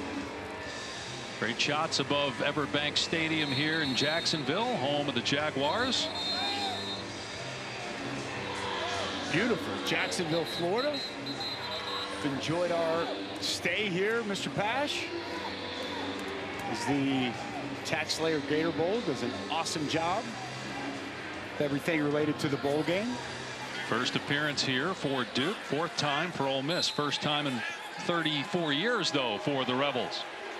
Lane Kiffin's team, according to the head coach, thought they should have been in the college football playoff despite 3 losses. In trouble, Beelan dumps it off to Moore. No room. Loss of about 4 on the play. Perkins and a couple other Rebels around the ball carrier, or the receiver, I should say, and Moore shaken up a little bit. Yeah, try to run the screen here, but Suntarine Perkins going to do a really good job sitting back, reading it, and then closing to the football. Pressure has been the key all game for Ole Miss. Daugherty, Perkins, nowhere for Moore to go with the football. All the first teamers opting into play. Lane Kiffin told us it was because of Jackson Dart. When the quarterback said he's going, the rest of the team rallied around their leader and said, we're all in. There's a lot of these guys going to be NFL draft picks. Beelan's pass out of bounds on 3rd and 14. Just a bit high on 3rd down. Pass got away from Henry Beelan just a little bit. But this defensive line has been dominant all year in the SEC. Walter Nolan kind of headlines this unit. He was the #1 get in the transfer portal this offseason. Jared Ivey, J.J. Pegues have had great careers here at Ole Miss. Princey Mielen was excellent when he was healthy, and Suntarine Perkins really had a monster sophomore season creating negative plays. Duke's going to down that inside the 30. Where do you see Nolan at the next level? What position? He's a 3 technique to me. He gets on edges, first step quickness, really good pass rusher. And he's going to make some defensive coordinator very happy in the NFL. It's been all Rebels here in Jacksonville.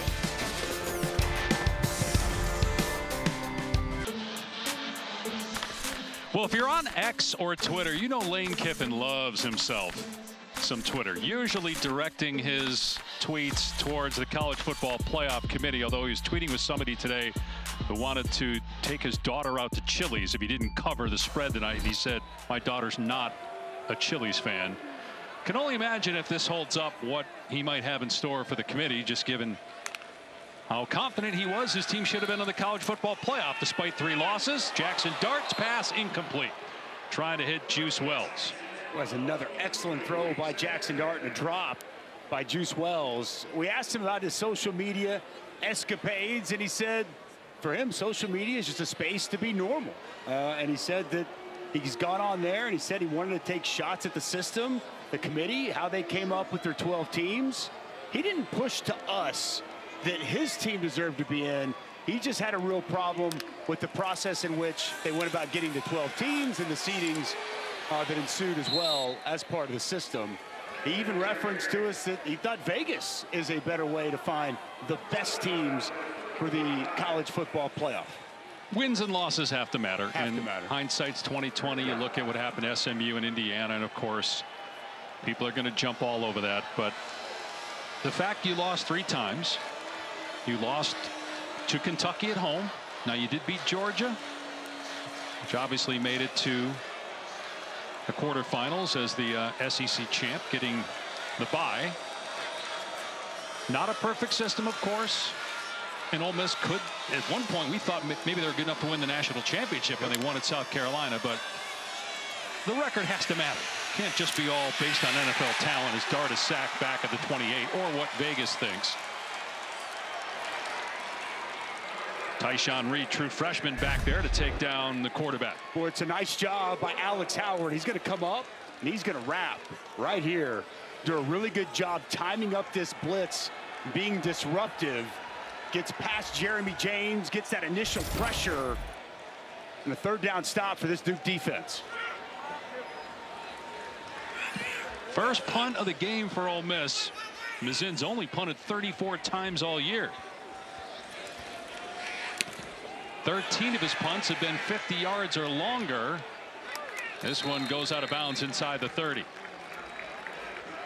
No one is denying it was a great year for Ole Miss. And they're a really good football team.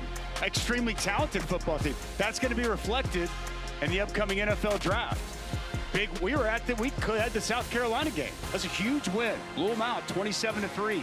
You referenced the massive win over Georgia that was really one-sided. They handled Georgia at home. But you can't lose to Kentucky as home double-digit point favorites. And obviously that LSU game was a knockdown, drag-out. LSU made the comeback, but then you still have a chance as a two-loss team to play at Florida. And in that game, they had 2 drives, stopped 4th and 1s in the red zone, missed a field goal, had 3 turnovers. Got to win those kind of games if you want to really stake claim to make the college football playoff. We can't just go off of hypotheticals and who we think would win games.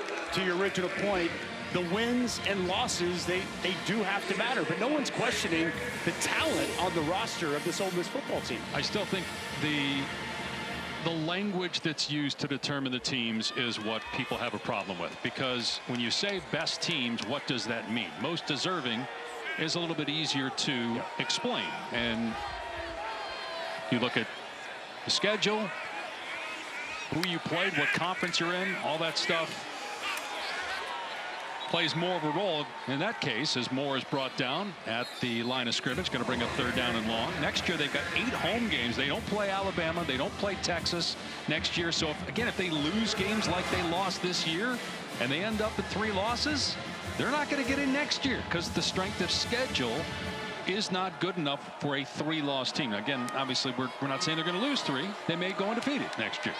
They got to replace Jackson Dart. They've got a true freshman quarterback they really like. We might see him tonight.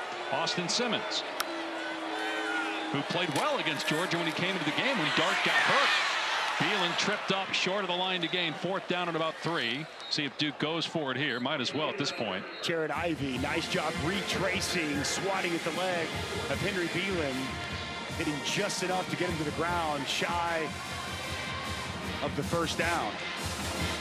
And yeah, Manny Diaz down 17 here early in this 3rd quarter. He's going to elect to go for it. You got to get this here. Cannot allow this Ole Miss offense with a short field.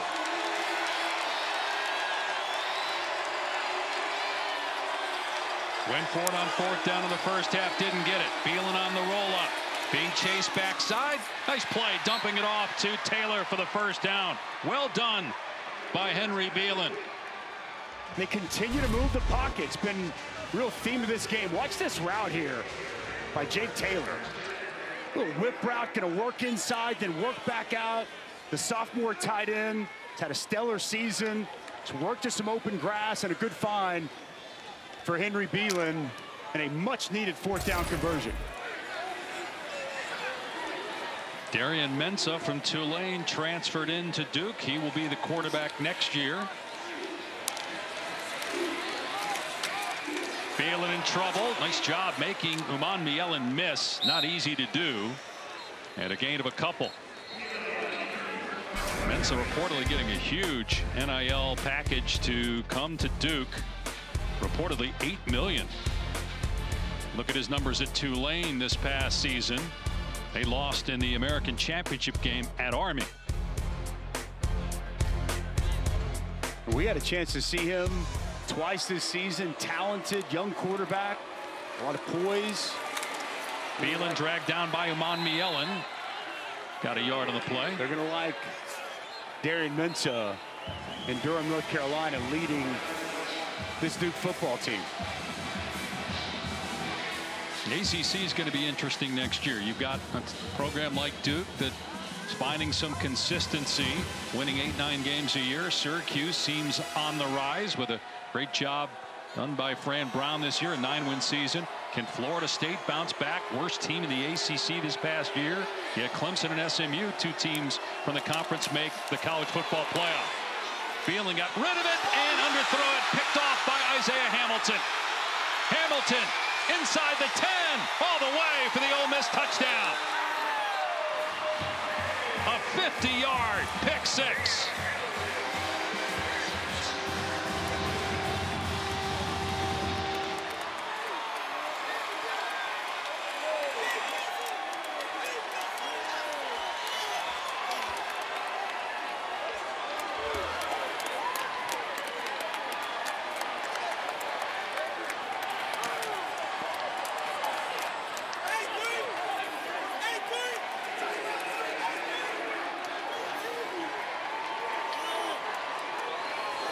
First interception of the season for the Houston transfer, Isaiah Hamilton.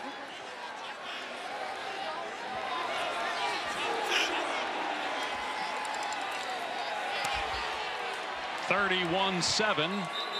Penalty marker is down.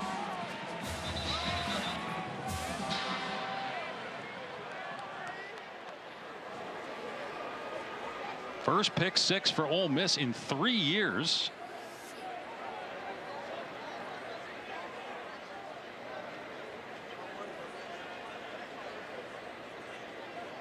And there's an injured offensive lineman for Ole Miss.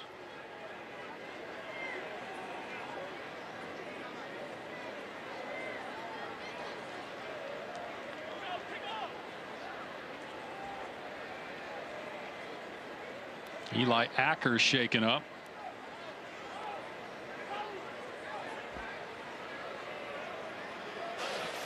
Illegal formation defense. Number 45 lined up over top of the center. The penalties declined. The result of the try is good. Timeout on the field. And Acker is up and being helped off the field right now with Ole Miss up 31-7. Well, it started with the pressure. Princely Mielen, Terrence Perkins coming off the edge. You see him right here. Both guys able to get home. Mielen delivering yet another hit on Henry Beelan.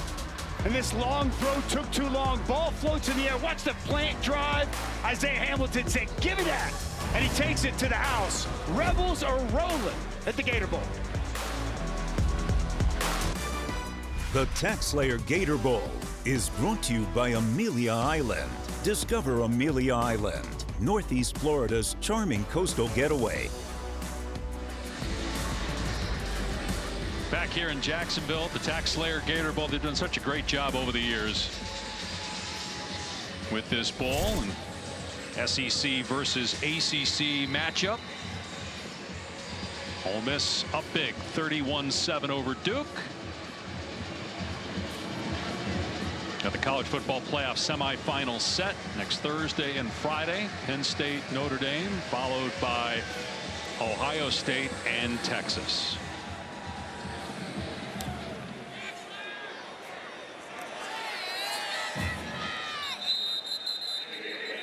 And speaking of playoffs, we are inching closer to the NFL postseason, and a big one.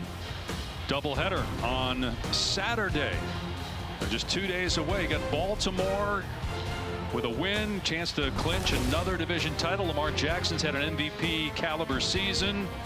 If the Ravens were to lose, if Pittsburgh wins, then they can clinch the division. I'm rooting for the Bengals to make it in. That offense is so much fun to watch. Lamar Jackson or Josh Allen?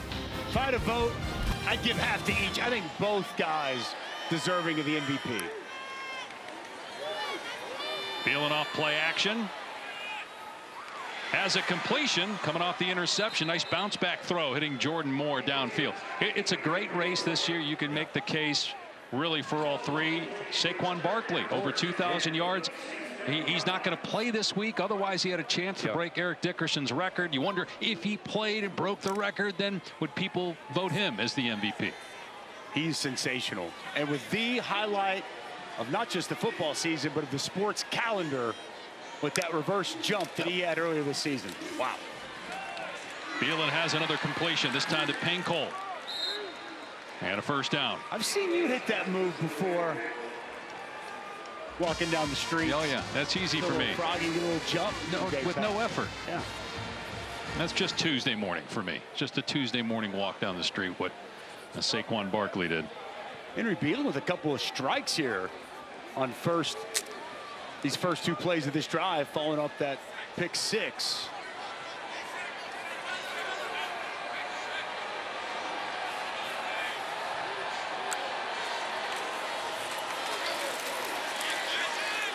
Moore dragged down from behind by Kyrie Coleman. Kyrie Coleman plays so fast. I remember watching him as a true freshman at TCU. He was more a line of scrimmage player for Gary Patterson back then, where he had just a sensational true freshman year. And now he's moved more to a second level linebacker, but you can see when he comes off that edge or he comes downhill as a blitzer, it's got another gear getting to the football. And a couple of nice plays here with Pooh Paul Jr. out. Big opportunity here tonight for Kyrie Coleman. Yeah, Chris Paul headed to the NFL draft, opting out of this game. Here's Peyton Jones, the ball carrier, just a couple yards, so third down coming up. Nearing 6 minutes to play here in the third quarter. More full action coming up tomorrow, including the Duke's Mayo Bowl, Minnesota Virginia Tech, Bahamas Bowl Saturday morning, Buffalo Liberty, Serve Pro First Responder Bowl tomorrow afternoon. Excited for that Serve Pro First Responder Bowl. Mean Green, the Bobcats, going to get after it. Should be a good one. And again, college football playoff semifinals next Thursday and Friday night. Miami and Arlington. Beelan, sideline throw, and it's caught. First down Duke at the 30-yard line, pulled in by Brown. And once again, it's Henry Beelan moving to his right. Really been a theme of the entire evening. J.J. Pegues tries to get a hand up. Well-placed football. Quayshawn Brown, nice job bringing that in bounds and moving the chains.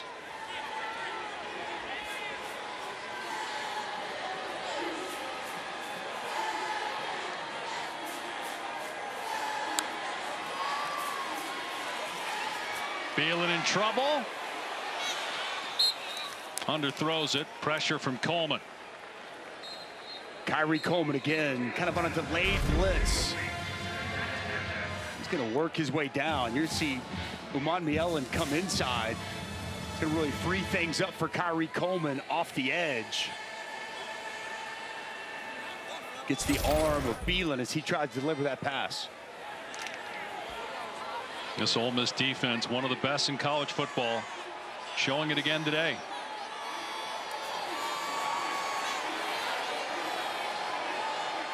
They give up just 14 points per game, good for 4th in the country, surrendering 7 here tonight. Beelan's throw was a little behind the target, but still caught. Moore with the hit after Higgins made the grab at the 24-yard line. That time they drop 8. Excellent plant drive by Lewis Moore. Going to get that football. You touched on it, Dave. They have been outstanding for Pete Golding all season long. Number 4 in college football and scoring defense. Led the country in sacks, tackles for loss. And you can get a glimpse here throughout the course of this game just how ferocious this defense has been all season long. Trying to get a stop here. 3rd and 6.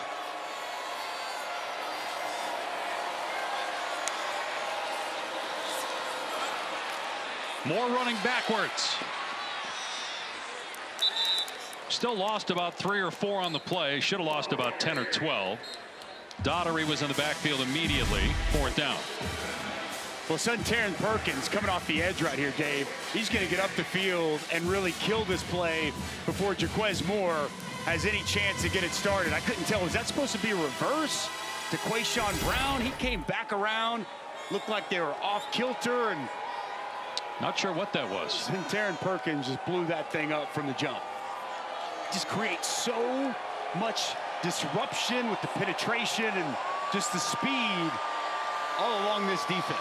And putting your young quarterback, very experienced, in a tough spot, having to complete a 4th down and 8 pass against that pass rush. And the throw is off target. Turnover on downs. Ole Miss ball when we come back, up 31-7.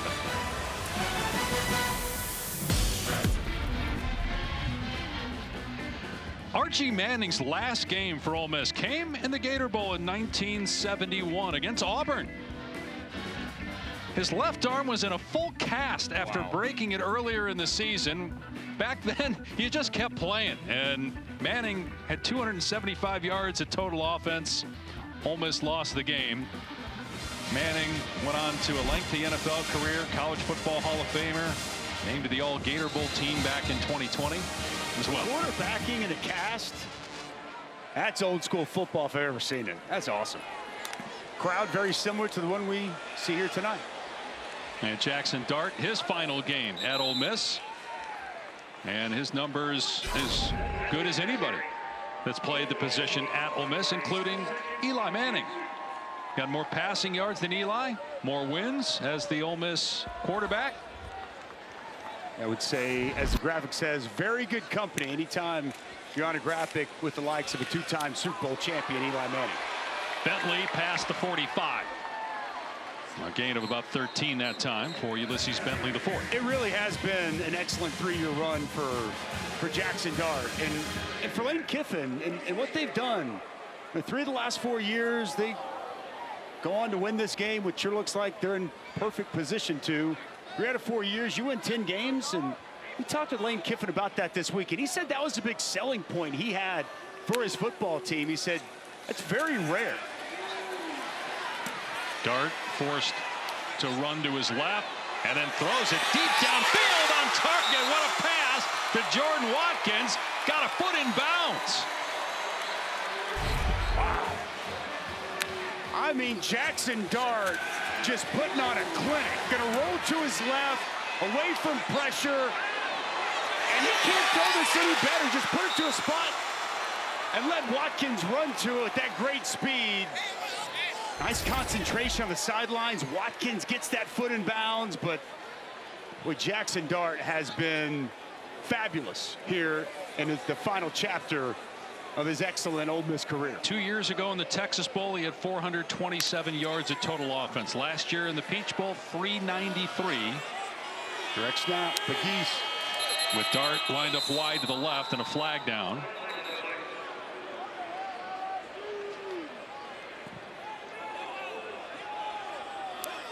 It's going to go to the Senior Bowl, Jackson Dart. Start. Offense. 5-yard penalty.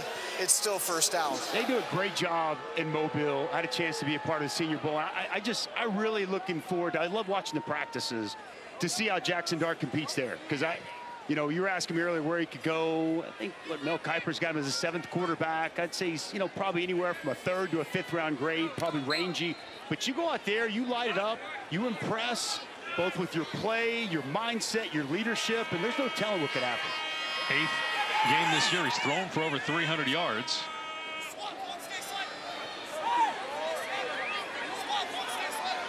Almost 4,200 passing yards now in the season. On 1st and goal, they run it. Bentley into the end zone. Touchdown.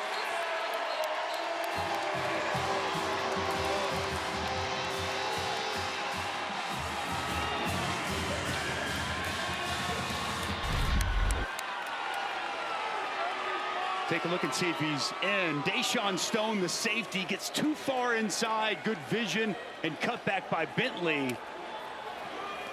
Looked like he got in. Like he got into me, no question. 2nd on the day for Bentley. Indy Charles doesn't get outside to the edge. Safety gets caught inside. Good speed on the perimeter from Ulysses Bentley IV. 38-7, Ole Miss. College football playoff semifinals are right here on ESPN next Thursday and Friday. Capital One Orange Bowl, Penn State, Notre Dame. Goodyear Cotton Bowl Classic, Texas, Ohio State. I want you to pretend you're on Scott Van Pelt right now, just like you were the last couple days, because I'm going to put you on the spot. He's way taller than you, but you have more hair. We've talked about Ole Miss's defense and how good it is. Of the 4 teams left, who's got the best defense? Man, that is a great question, and those are 4 excellent defenses, but it's got to be Ohio State. Number 1 in the country scoring defense, total defense. The way Jack Sawyer and JTT are playing, and Simon yesterday at linebacker, fantastic. Tyleik Williams on the inside. I mean, they are absolutely loaded in the front 7. Outstanding on the back end. There are just very few holes on that Jim Knowles defense, but Texas is really good, as we've seen. Penn State, really good. Tom Allen's done a great job with that defense. I'm curious with Abdul Card, will he be back? And Notre Dame, they've been great. And I think that's 3 of those 4 teams, the top 3 scoring defenses in college football. As much as it's about offense, everybody wants to make the sport an offensive sport. Defense still wins championships, my friend. Well, the first one you named was Ohio State, and then you got Texas in the Goodyear Cotton Bowl Classic. That is a week from tomorrow, 7:30 Eastern on ESPN. That is going to be an outstanding matchup. We're talking defense right now, and those 2 defenses are very dominant. But Will Howard, he is rolling right now. And Jeremiah Smith, my question is going to be, what is Texas going to do to try to take Jeremiah Smith away? Can you take Jeremiah Smith away? They've got the Thorpe Award winner, Jahdae Barron, Michael Taft, Andrew Makuba, but boy, it is a challenge dealing with that passing attack right now. Thielen outside the pocket, throws it away. You see it so often in the NFL playoffs. This is new for college football, having this many teams in the playoff. Momentum matters in the NFL playoffs. You see it all the time where a team or a player gets hot. Ohio State is hot. The way they've looked the last 2 games. Is that something you see carrying over? Texas has some momentum with that comeback win, but you know, they have not played their best football yet, where Ohio State has been at its best. They've been at its best the last 2 games. So, yeah, I think they come in. They're the favorite right now. They rightfully should be. But, hey, man, Quinn Ewers, he stepped up big time at the end of that game yesterday against Arizona State, making a couple of huge throws. Here's Higgins over the middle, got a first down. I think the biggest thing with Texas, you know, we had them against Clemson down in Austin, and the offensive line was really good. They ran the football for 292 yards. They couldn't run the ball to save their life yesterday. The offensive line, I think, is the key in that game if Texas is going to be able to take down the Buckeyes. Caught on the sideline by Paincoll. How do you think this has worked out with the first-round games on campus and the quarterfinals with the bowl tie-ins? Well, I mean, I'm biased. We had a chance to do one of those home playoff games. That venue, the atmosphere was absolutely electric. Huge fan of those home playoff games. Pass down the sideline, incomplete. Intended for Paincoll, is out of bounds. Yeah, boy, valiant effort by Paincoll. But I mean, the Rose Bowl, I mean, are you kidding? The granddaddy of them all. I mean, that setting, that scene, it is absolutely special. I think you still have to have the bowls tied in some form or fashion. Be intrigued to see what they do with this playoff in its totality moving forward. I mean, they got to fix who gets the buys. Yeah, and that's what the does big it look thing. like? Yeah, and I think that's going to be addressed. It's already been talked about. Something to look at the conclusion of this season. It almost feels like it'd be a shocker if they don't change that for next year. I agree. With the top 4 seeds. Totally agree. In terms of who qualifies for that.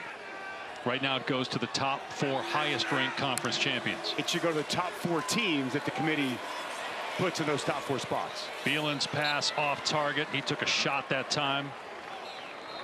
That's 4th down. So the 5 highest ranked conference champions get automatic bid. The 4 highest get bye. So Notre Dame can't get a bye, yet they won twice. Once at home against Indiana, and then, as we just saw, in the All-State Sugar Bowl against Notre Dame. You agree with that, though, right? We should get to a place where it's top 4 teams. The top 4 teams. Yes. Get that bye, which I don't know, though. Based on what we've seen this year, do you want the bye? everyone who got a bye is sitting at home now. Well, you make the case again that the best 4 teams didn't get the byes, and that's Oregon deserved the 1 seed. Well, the other 3, you could make a case though, based on the injury at the quarterback position. If that's the NCAA tournament and there's no Carson Beck, does Georgia get a 1 seed, even as the SEC champ? As the 2 seed, you get a bye, I guess is what I'm saying. Yeah, no, I totally understand where you're coming from with that. I would say that on that Selection Sunday, the information wasn't fully out on if Carson Beck was going to be available or not. But, I mean, and that takes nothing away from Arizona State. Look, they had a chance to win that game against Texas. They had a great season. They showed they belong. I thought Boise State showed they belonged the other night. They gave Penn State all they wanted through about 3.5 quarters until a couple of late interceptions really put that game out of reach. And back to your question about the home venues bowls, that Fiesta Bowl the other night was rocking, man. Even these bowl venues, Peach Bowl has been great. I mean, I've really enjoyed this college football playoff. Dart still in the game. Throws behind the line, dumping it off to his tight end right. He's had a big night. Handful of catches and a touchdown. And that's the end of the 3rd quarter. It's all Ole Miss, 38-7, on its way to win number 10 for the 2nd straight year. 11 wins last year. How about to be 10 in 2024/25?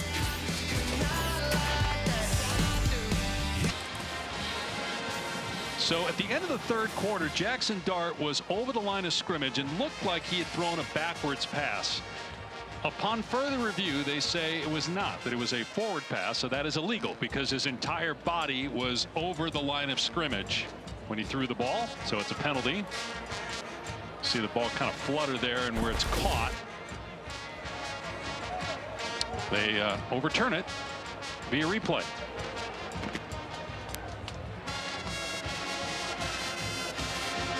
That looked like it was past the line of scrimmage to you. The ball looked like it was still backwards to me. A little surprised that replay overturned that. It was very, very close, but these guys know what they're doing in the replay booth. They clearly saw enough evidence there to say it was a legal forward pass. So 2nd down and 14.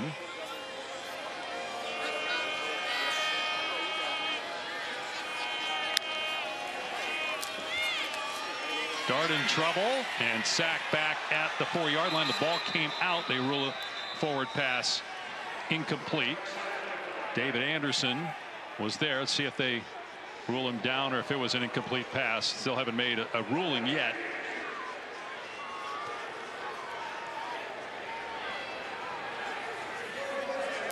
Yeah.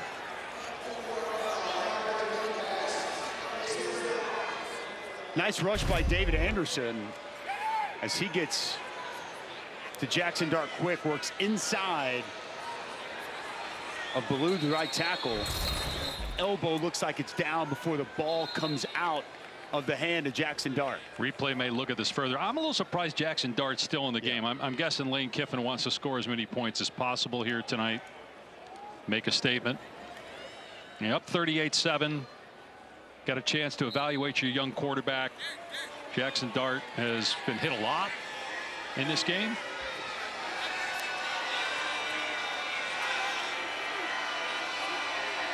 Third and 22. And Dart just going to keep it himself. And out to the 12.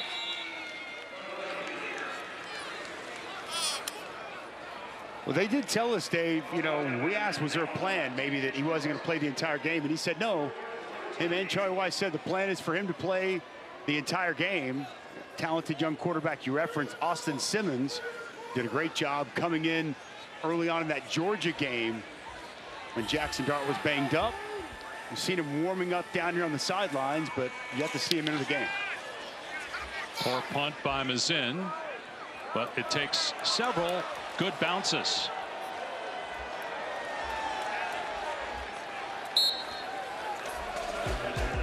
A 54-yard punt. Back to Jacksonville in a minute.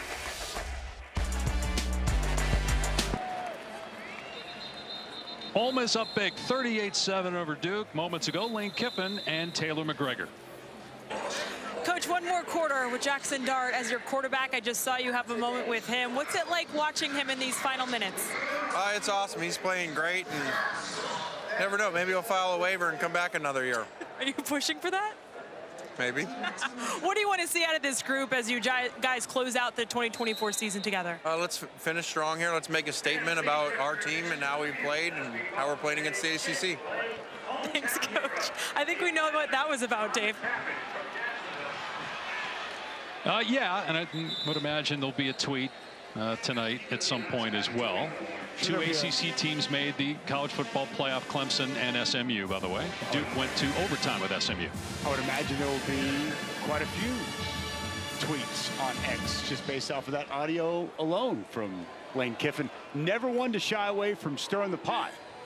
Coach is bringing his social media presence here to the fourth quarter in Jacksonville. All that aside, and you touched on this earlier, you think of there have been stretches the last 50, 60 years that Ole Miss has been good, but they have not had this kind of consistency in a long, long time. Lane Kiffin has done a remarkable job. Excellent. Getting this program to be a national title contender year in, year out. Excellent job.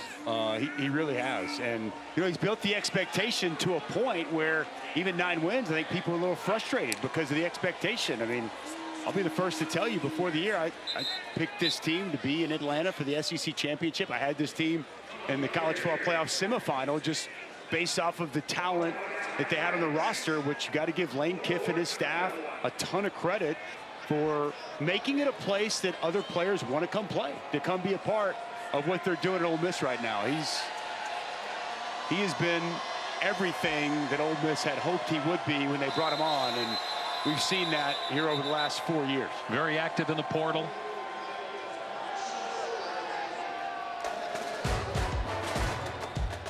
Back in a moment with Lane Kiffin's team up big. The Tax Slayer Gator Bowl is brought to you by Tax Slayer. File fearlessly. Toyota. Visit your local Toyota dealers today during the Toyotathon sales event. And Royal Caribbean. Come seek.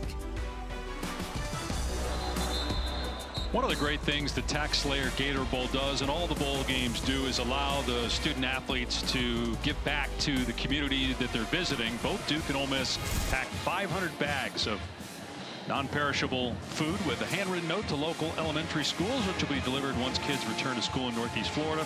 This event is in partnership with First Coast. Blessings in a backpack.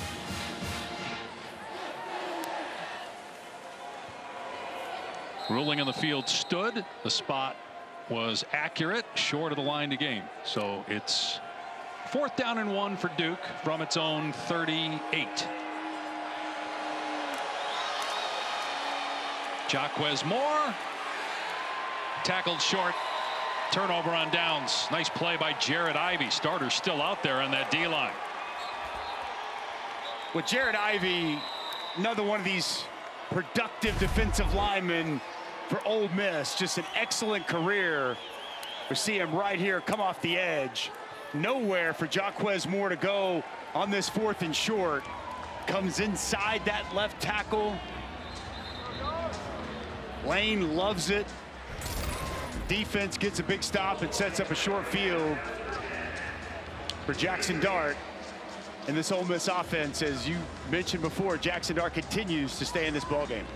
Jared Ivey, number 8 defensive end prospect in the draft, according to Mel Kiper Jr. Also saw, just want to let people know, Jaquez Moore had to be carried off by 2 teammates. Got hurt on that play for Duke.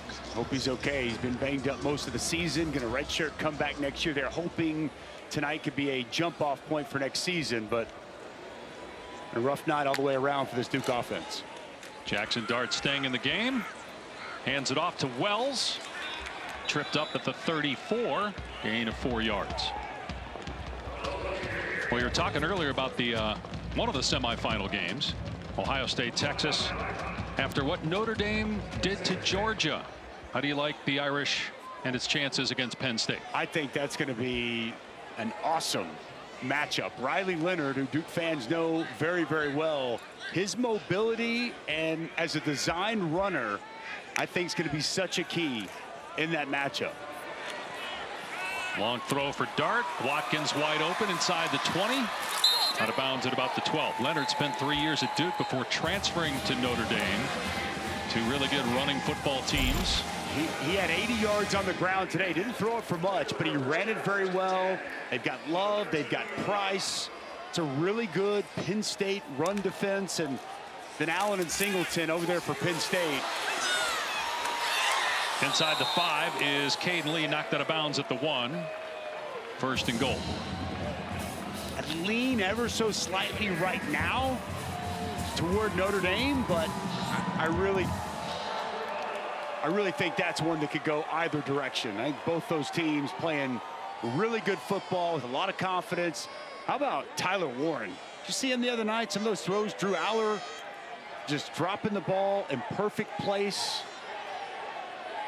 J.J. Pegues is in the game. Would not be surprised if he gets a touch. Final game at Ole Miss. Lined up at tight end. Maybe play action. They can throw it to him. Got 7 touchdowns on the season. Instead, a quick throw to Watkins. Touchdown, Ole Miss.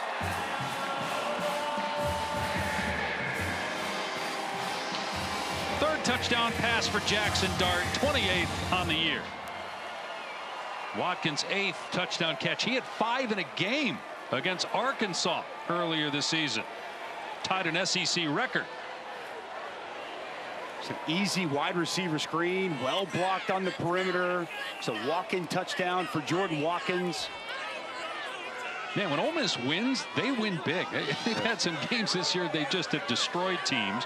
You mentioned earlier how they played against Georgia. They throttled South Carolina, which did not lose again after that until bowl season. Extra point makes it 45-7.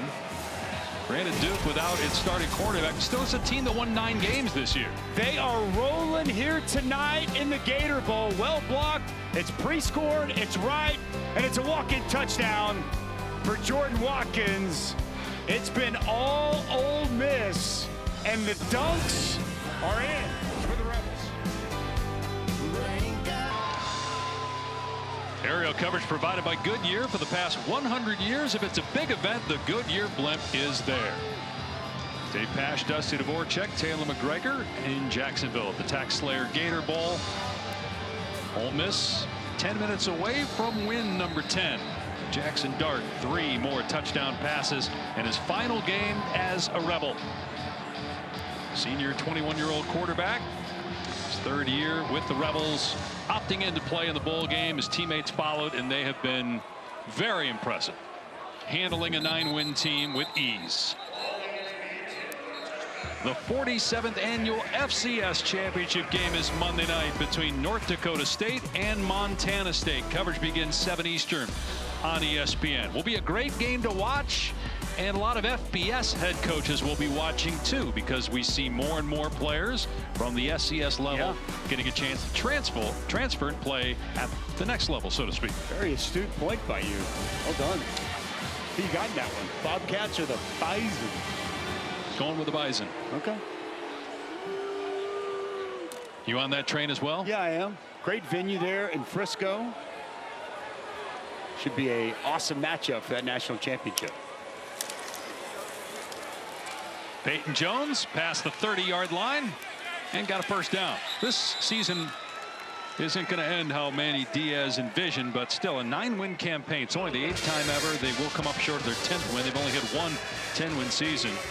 But there's some consistency now. And Manny Diaz told us, hey, we don't have to have teams make mistakes for us to win games, which maybe wasn't the case in past years for Duke. This is a team that is going to be a factor in the ACC.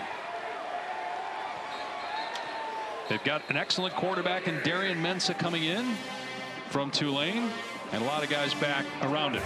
Defense, gonna have several guys coming back, especially those bookends that have been so good. Wesley Williams, Vincent Anthony Jr., Aaron Hall up front, the defensive tackle spot, several key pieces on the back end. Should be heading into next season one of the better defenses, and as you referenced, Darian Mensah is just really good as a freshman this year at Tulane. Can't wait to see what he does in the ACC. Flag down, pass overthrown, intended for Pancol.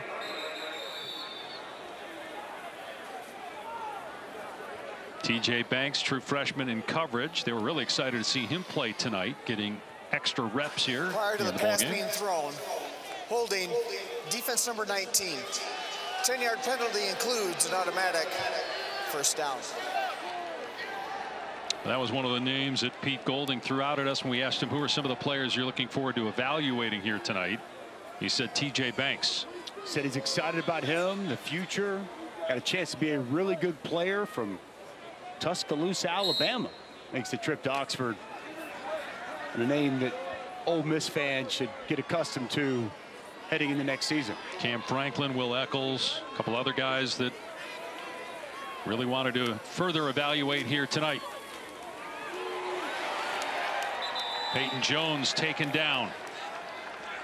Nick Cull, sophomore, doesn't play a ton of defensive snaps, making the stop. Well, he timed that blitz up perfectly, making the play at the line of scrimmage. Pete Golding up in the box. He's been really good.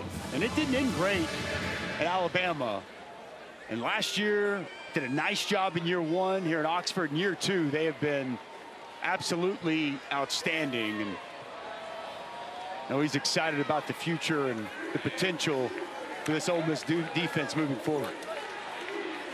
Thielen throws it out to Jones to the 48-yard line. A defense for Ole Miss against Mississippi State in the Egg Bowl gave up just 84 yards on the ground. That was the best since 1992 at Ole Miss. Led the SEC in rush defense. Number 2 in the country in rush defense, Dave. 4 in scoring defense. Just the negative plays they create. It's an aggressive, come after you style of defense that Pete Golding employs. Heavy pressure team. Love man-to-man coverage.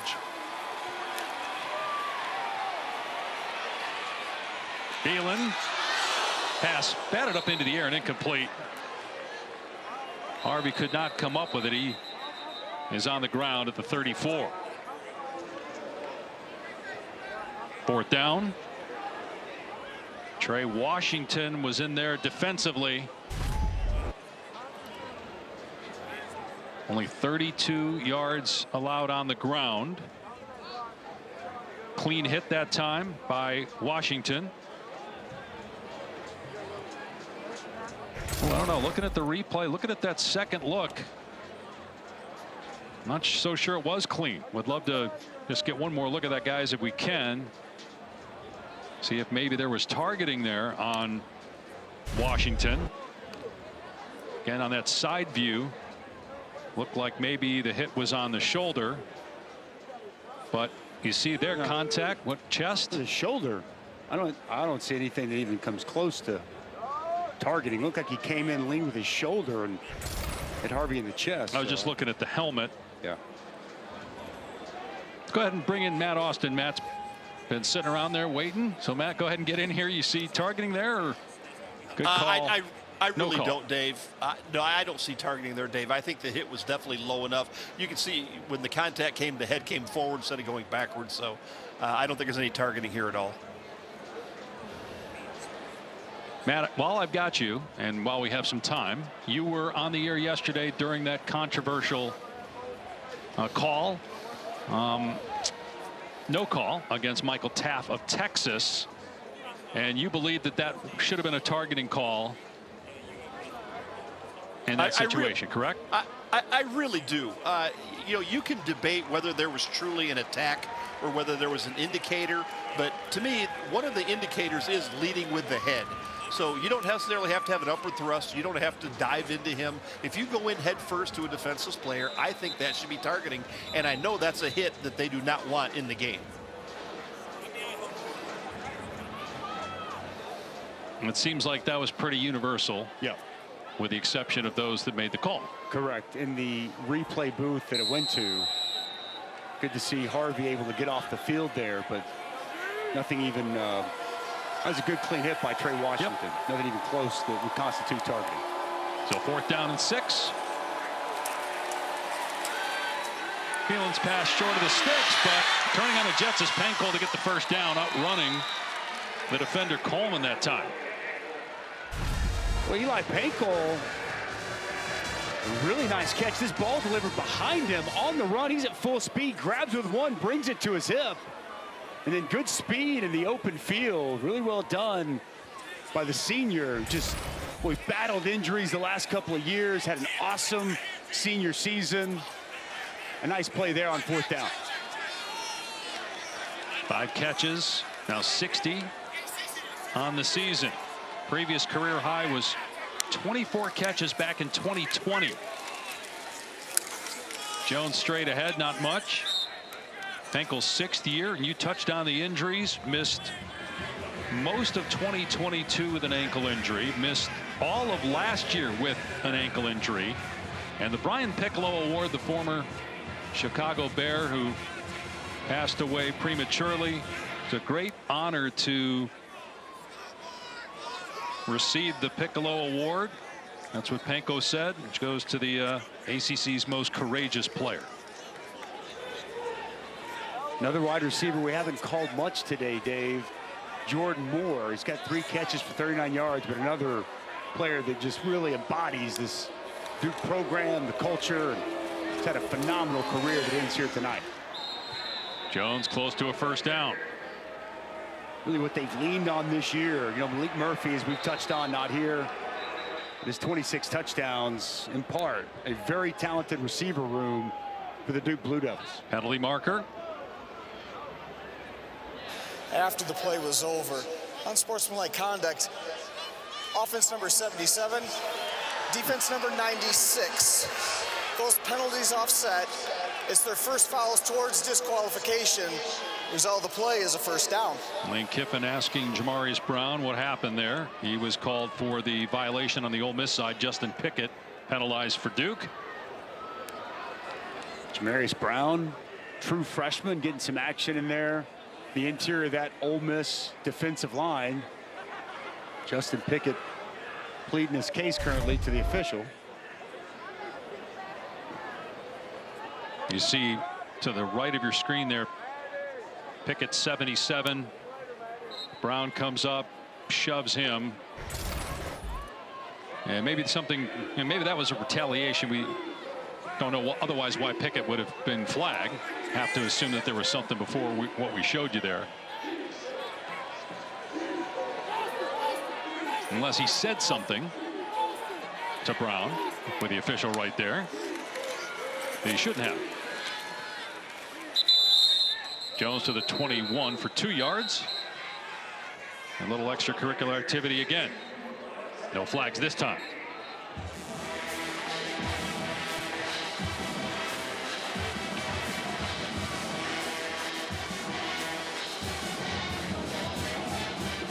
Duke's going to fall to 9-4. Ole Miss will go to 10-3. One SEC team left of the 4 teams in the college football playoff. 2 teams from the Big Ten and Notre Dame. Notre Dame, Penn State, followed by Ohio State, Texas. 18 days away from the national championship game.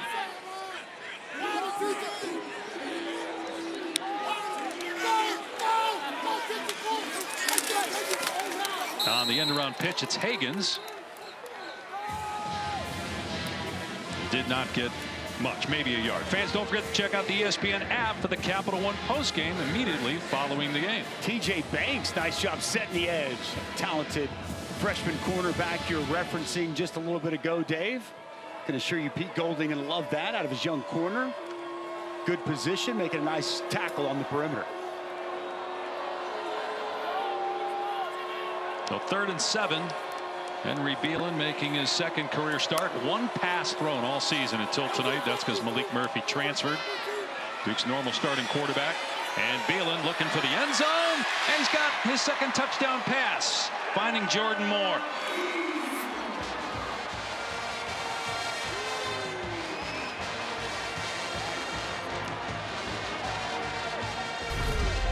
Beelan has played about as well as you could ask, given the situation. We'll go ahead and roll it, guys, because they're out of the screen. So you're going to get full flow one way. Going to roll all the way to his right. And Jordan Moore, the entire defense follows the quarterback. Goes it all the way back to a wide open Jordan Moore. I was touching on earlier, just a excellent career. So well respected at Duke. Good to see him find the end zone one final time. 8th touchdown catch for Moore, former quarterback. 3rd team all ACC receiver in 2024. We'll see Jordan Moore is going to start back here. He's going to work all the way across. You're going to get flow all the way from this defense as you see the quarterback, Beelan, work all the way to his right. The entire defense flows with the quarterback. Jordan Moore feels all that open space.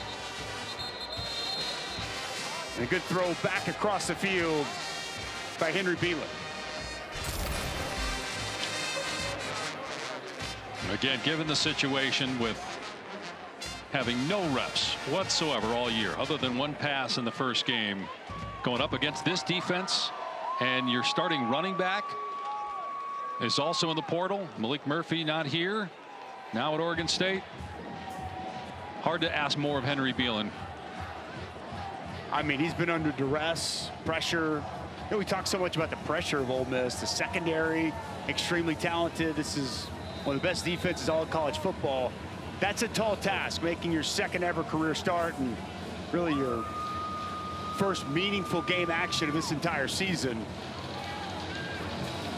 We've seen him do some nice things on a couple of drives, leading that touchdown drive in the first half, and here late in the fourth. Fair caught, so it'll come out to the 25. Jackson Dart's final game as an Ole Miss Rebel been sensational. He really has. I mean, he started hot and he's never cooled off. Juice Wells on the slant early, utilizing that speed, the mobility. It's a big 3rd and 19 early in the game. He picks it up. The ball placement on this touchdown to Daquan Wright, as good as it gets. And rolling to his left, this throw to Watkins is picture perfect on the sidelines. And why not? One more time to Watkins. Big night for Jackson Dart. 335 through the air and 41 more on the ground. And here's a reverse to Wells. Tackled at the 30. Dart finishing the game. Have to imagine he told Lane Kiffin final timeout he wants to play the whole game. In SEC history, Jackson Dart 4th in total offense behind Aaron Murray, Drew Lock, and Tim Tebow. Wow. He came into tonight 6th. It's a big night.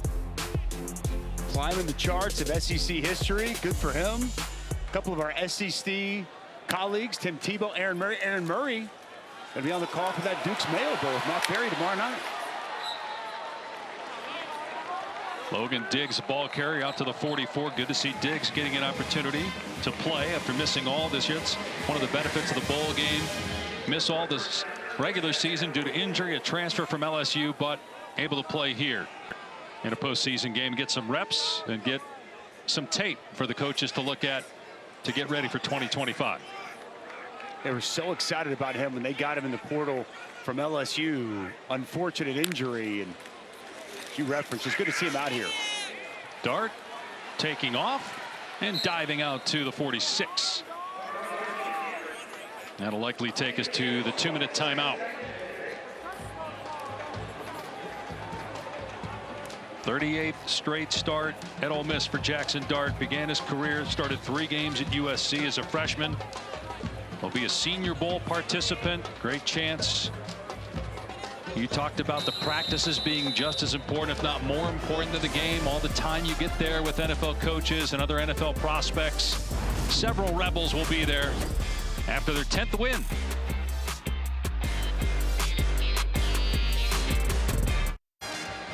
Two minutes away, Ole Miss going to get its hands on the Tax Slayer Gator Bowl trophy. And win number 10.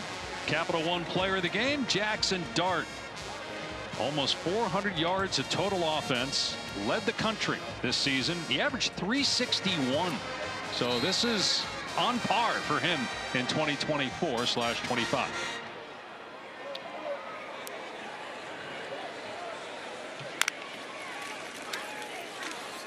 Almost just going to keep it on the ground. There's a flag that flies in.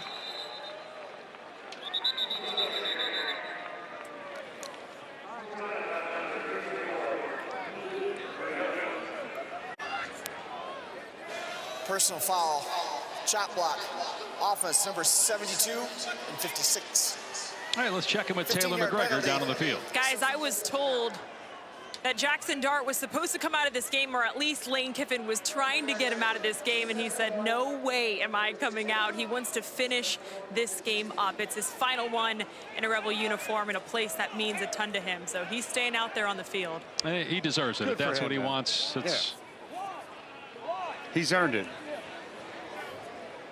Single season program record for passing yards and total offense. And on to the NFL. Will be really interesting to see after the Senior Bowl. And then eventually all the interviews in the offseason, where he ends up in the draft. Downfield, Watkins breaks the tackle and heads for the end zone. Touchdown, Ole Miss.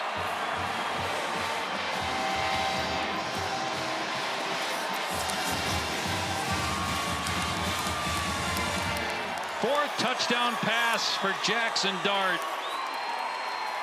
And the second for Watkins today, 9th on the year. What a way to close it out. A great career in Oxford for Jackson Dart.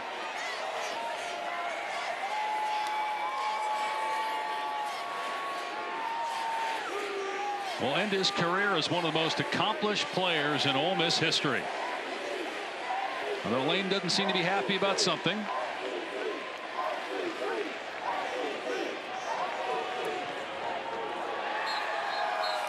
Extra point by Mike Baker makes it 52-14. Well, the route from Jordan Watkins is really good, working on Trayshawn Devons. You're going to see him get inside leverage and work up the field. And then the safety, 8, Deshaun Stone, his eyes stay locked on the quarterback, never feels Watkins running that route. No help whatsoever, and he misses the tackle. And with the speed Watkins has, you're not going to catch him as he finds the end zone for a second time here tonight. Jackson Dart's 4th career 400-yard game through the air.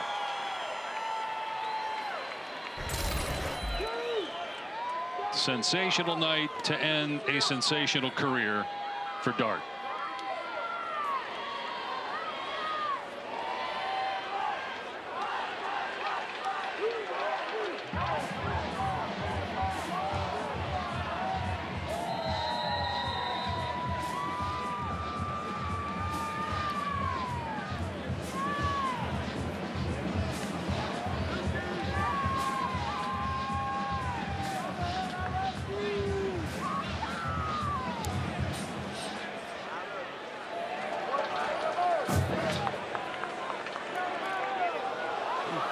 And a long throw back to Hagens from Peyton Jones.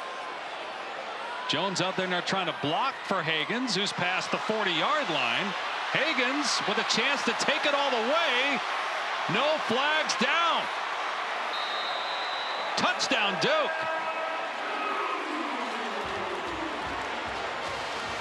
Wow, how about this? Little throwback, and then Hagens completely reverses field. He told us earlier in the week when we talked to Jonathan Brewer that Hagens can roll, is what Jonathan Brewer said. And you saw that speed on display. The big-time kick return for a touchdown. His previous long on a return was 16 yards. That one went for 99. First kickoff return allowed for a touchdown by Ole Miss since 2022. Now the extra point is blocked, and it's picked up by Ole Miss. Kyrie Coleman. If you run it back, you get 2 points, but they tackle him at the 48-yard line.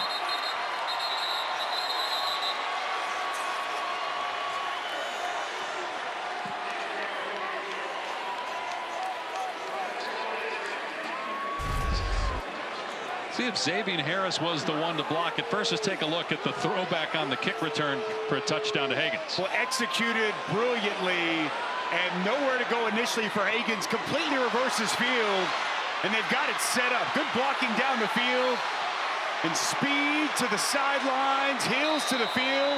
Higgins into the end zone. I got to give it up to Todd Polino, the kicker, coming up and make a little contact to slow down Kyrie Coleman, as Coleman, his eyes were set on the end zone. Lane Kiffin wanting more points to put on the scoreboard any way they can get him. He wanted him to lateral it back. I'm curious, though, like, is Jackson Dart going to come out and throw the ball more?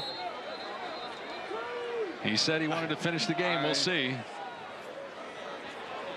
I don't think Manny Diaz having as much fun on his sidelines as Lane Kiffin on the other. 1:07 to go. See if Dart's going for his helmet to come back on the field. Even if he does come back, and I have to think it's a couple knees and in the game. What would make you think that? Sportsmanship. Were they just prior to that? I'm just saying at this point with 1:07 left, I mean, do you really need to come out and throw the ball? You're up 32. I hear you.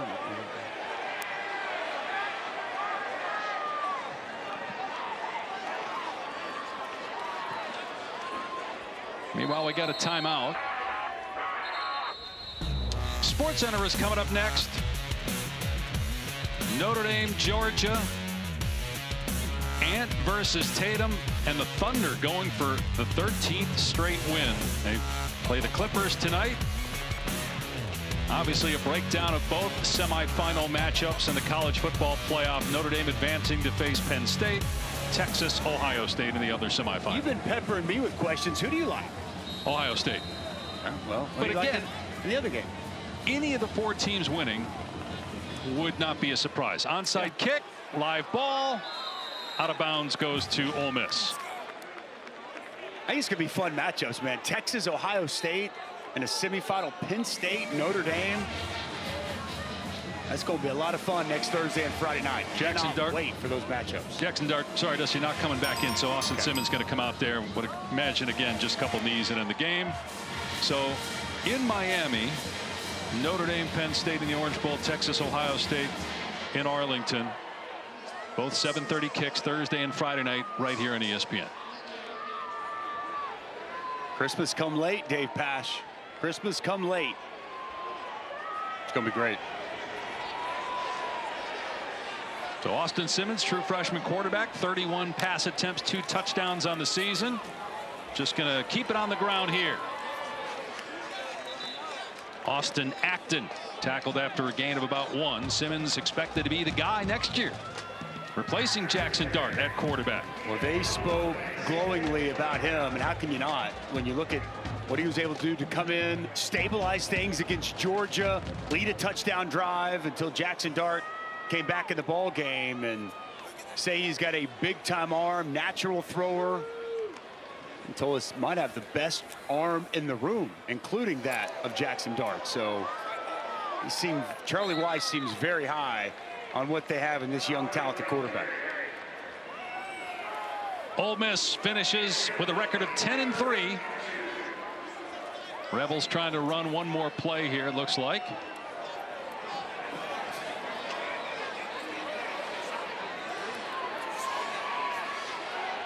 Not sure why at this stage.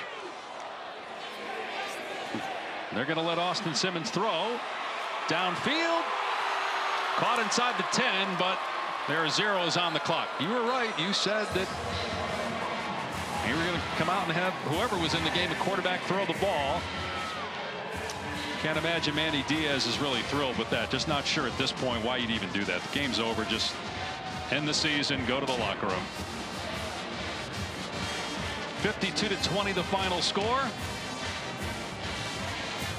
Got to imagine Lane is explaining right there to Manny Diaz his thinking. I have to imagine that's the conversation. I'm sure he's telling him, I wanted to see the kid throw the ball, give him a rep. Not sure that that's an explanation Diaz really cares to hear at this point. Let's go to Taylor. Ding. What? Coach, what were you just saying to Manny Diaz there at the end of the game? I just told him one before. It was Jackson and Jordan. They went on their own on that. You know, I didn't call that play. So glad the way our guys played today. The quarterback played really well. Defense did. They made a statement, you know, to a committee that left them out that, hey, here's an ACC team that won 9 games and, you know, came out and played extremely well. So I think that was really important for them to make a statement like that. And you guys, as a group, third 10-win season in 4 years. You've completely changed the expectation in Oxford. Here's your quarterback in Jackson Dart. What has this group done to allow for that success? Well, they've come together. They played really well. They're really neat players, and they've won 21 games in the last 2 years, and we screwed a couple of them up this year, but just really proud of them in the way that they played today against a really good team. I think that was the best defense in the ACC, so. You guys weren't sure the emotions you would feel at the end of your time together. What does he mean to you, Coach? Well, I love him, except for on the last play there when he checks to a pass play that he's not supposed to do, so he's got to learn a little bit of class there. But other than that, I love this guy, and he's awesome, and you never know. Nowadays, people file waivers. Maybe he'll be back next year. Yeah, Coach was fighting for that in the quarter. Jackson, why do you feel like this group has been able to have the dominance you guys have had, 10 wins throughout the last 4 seasons, when historically that's not been the case here? Yeah, I think that it starts with the top. It starts with Coach Kiffin. He changed his program. That's why I came here. I saw the excitement. I saw the vision that he had for it.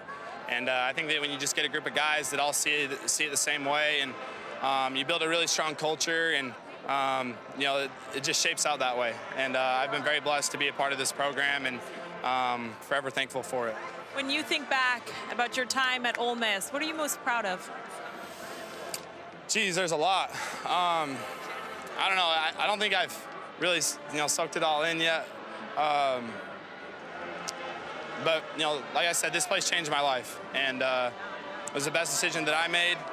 And, just the relationships that I built with everybody here will last a lifetime. And I think that's just something super powerful that football brings, especially when you join a great program. Well, congratulations on a remarkable career. We'll see you on the stage. Appreciate it. Dave? Over 400 passing yards, 4 touchdowns for Jackson Dart in his final game with Ole Miss. And the final score, 52-20. Duke finishes the year 9-4. Ole Miss improves to 10-3. For Dusty Dvorak, Taylor McGregor, Dave Passing, so long from Jacksonville. Sports Center coming up, NBA news. But the biggest story, Notre Dame moving on to the college football playoff semifinal. All that and more, Sports Center next.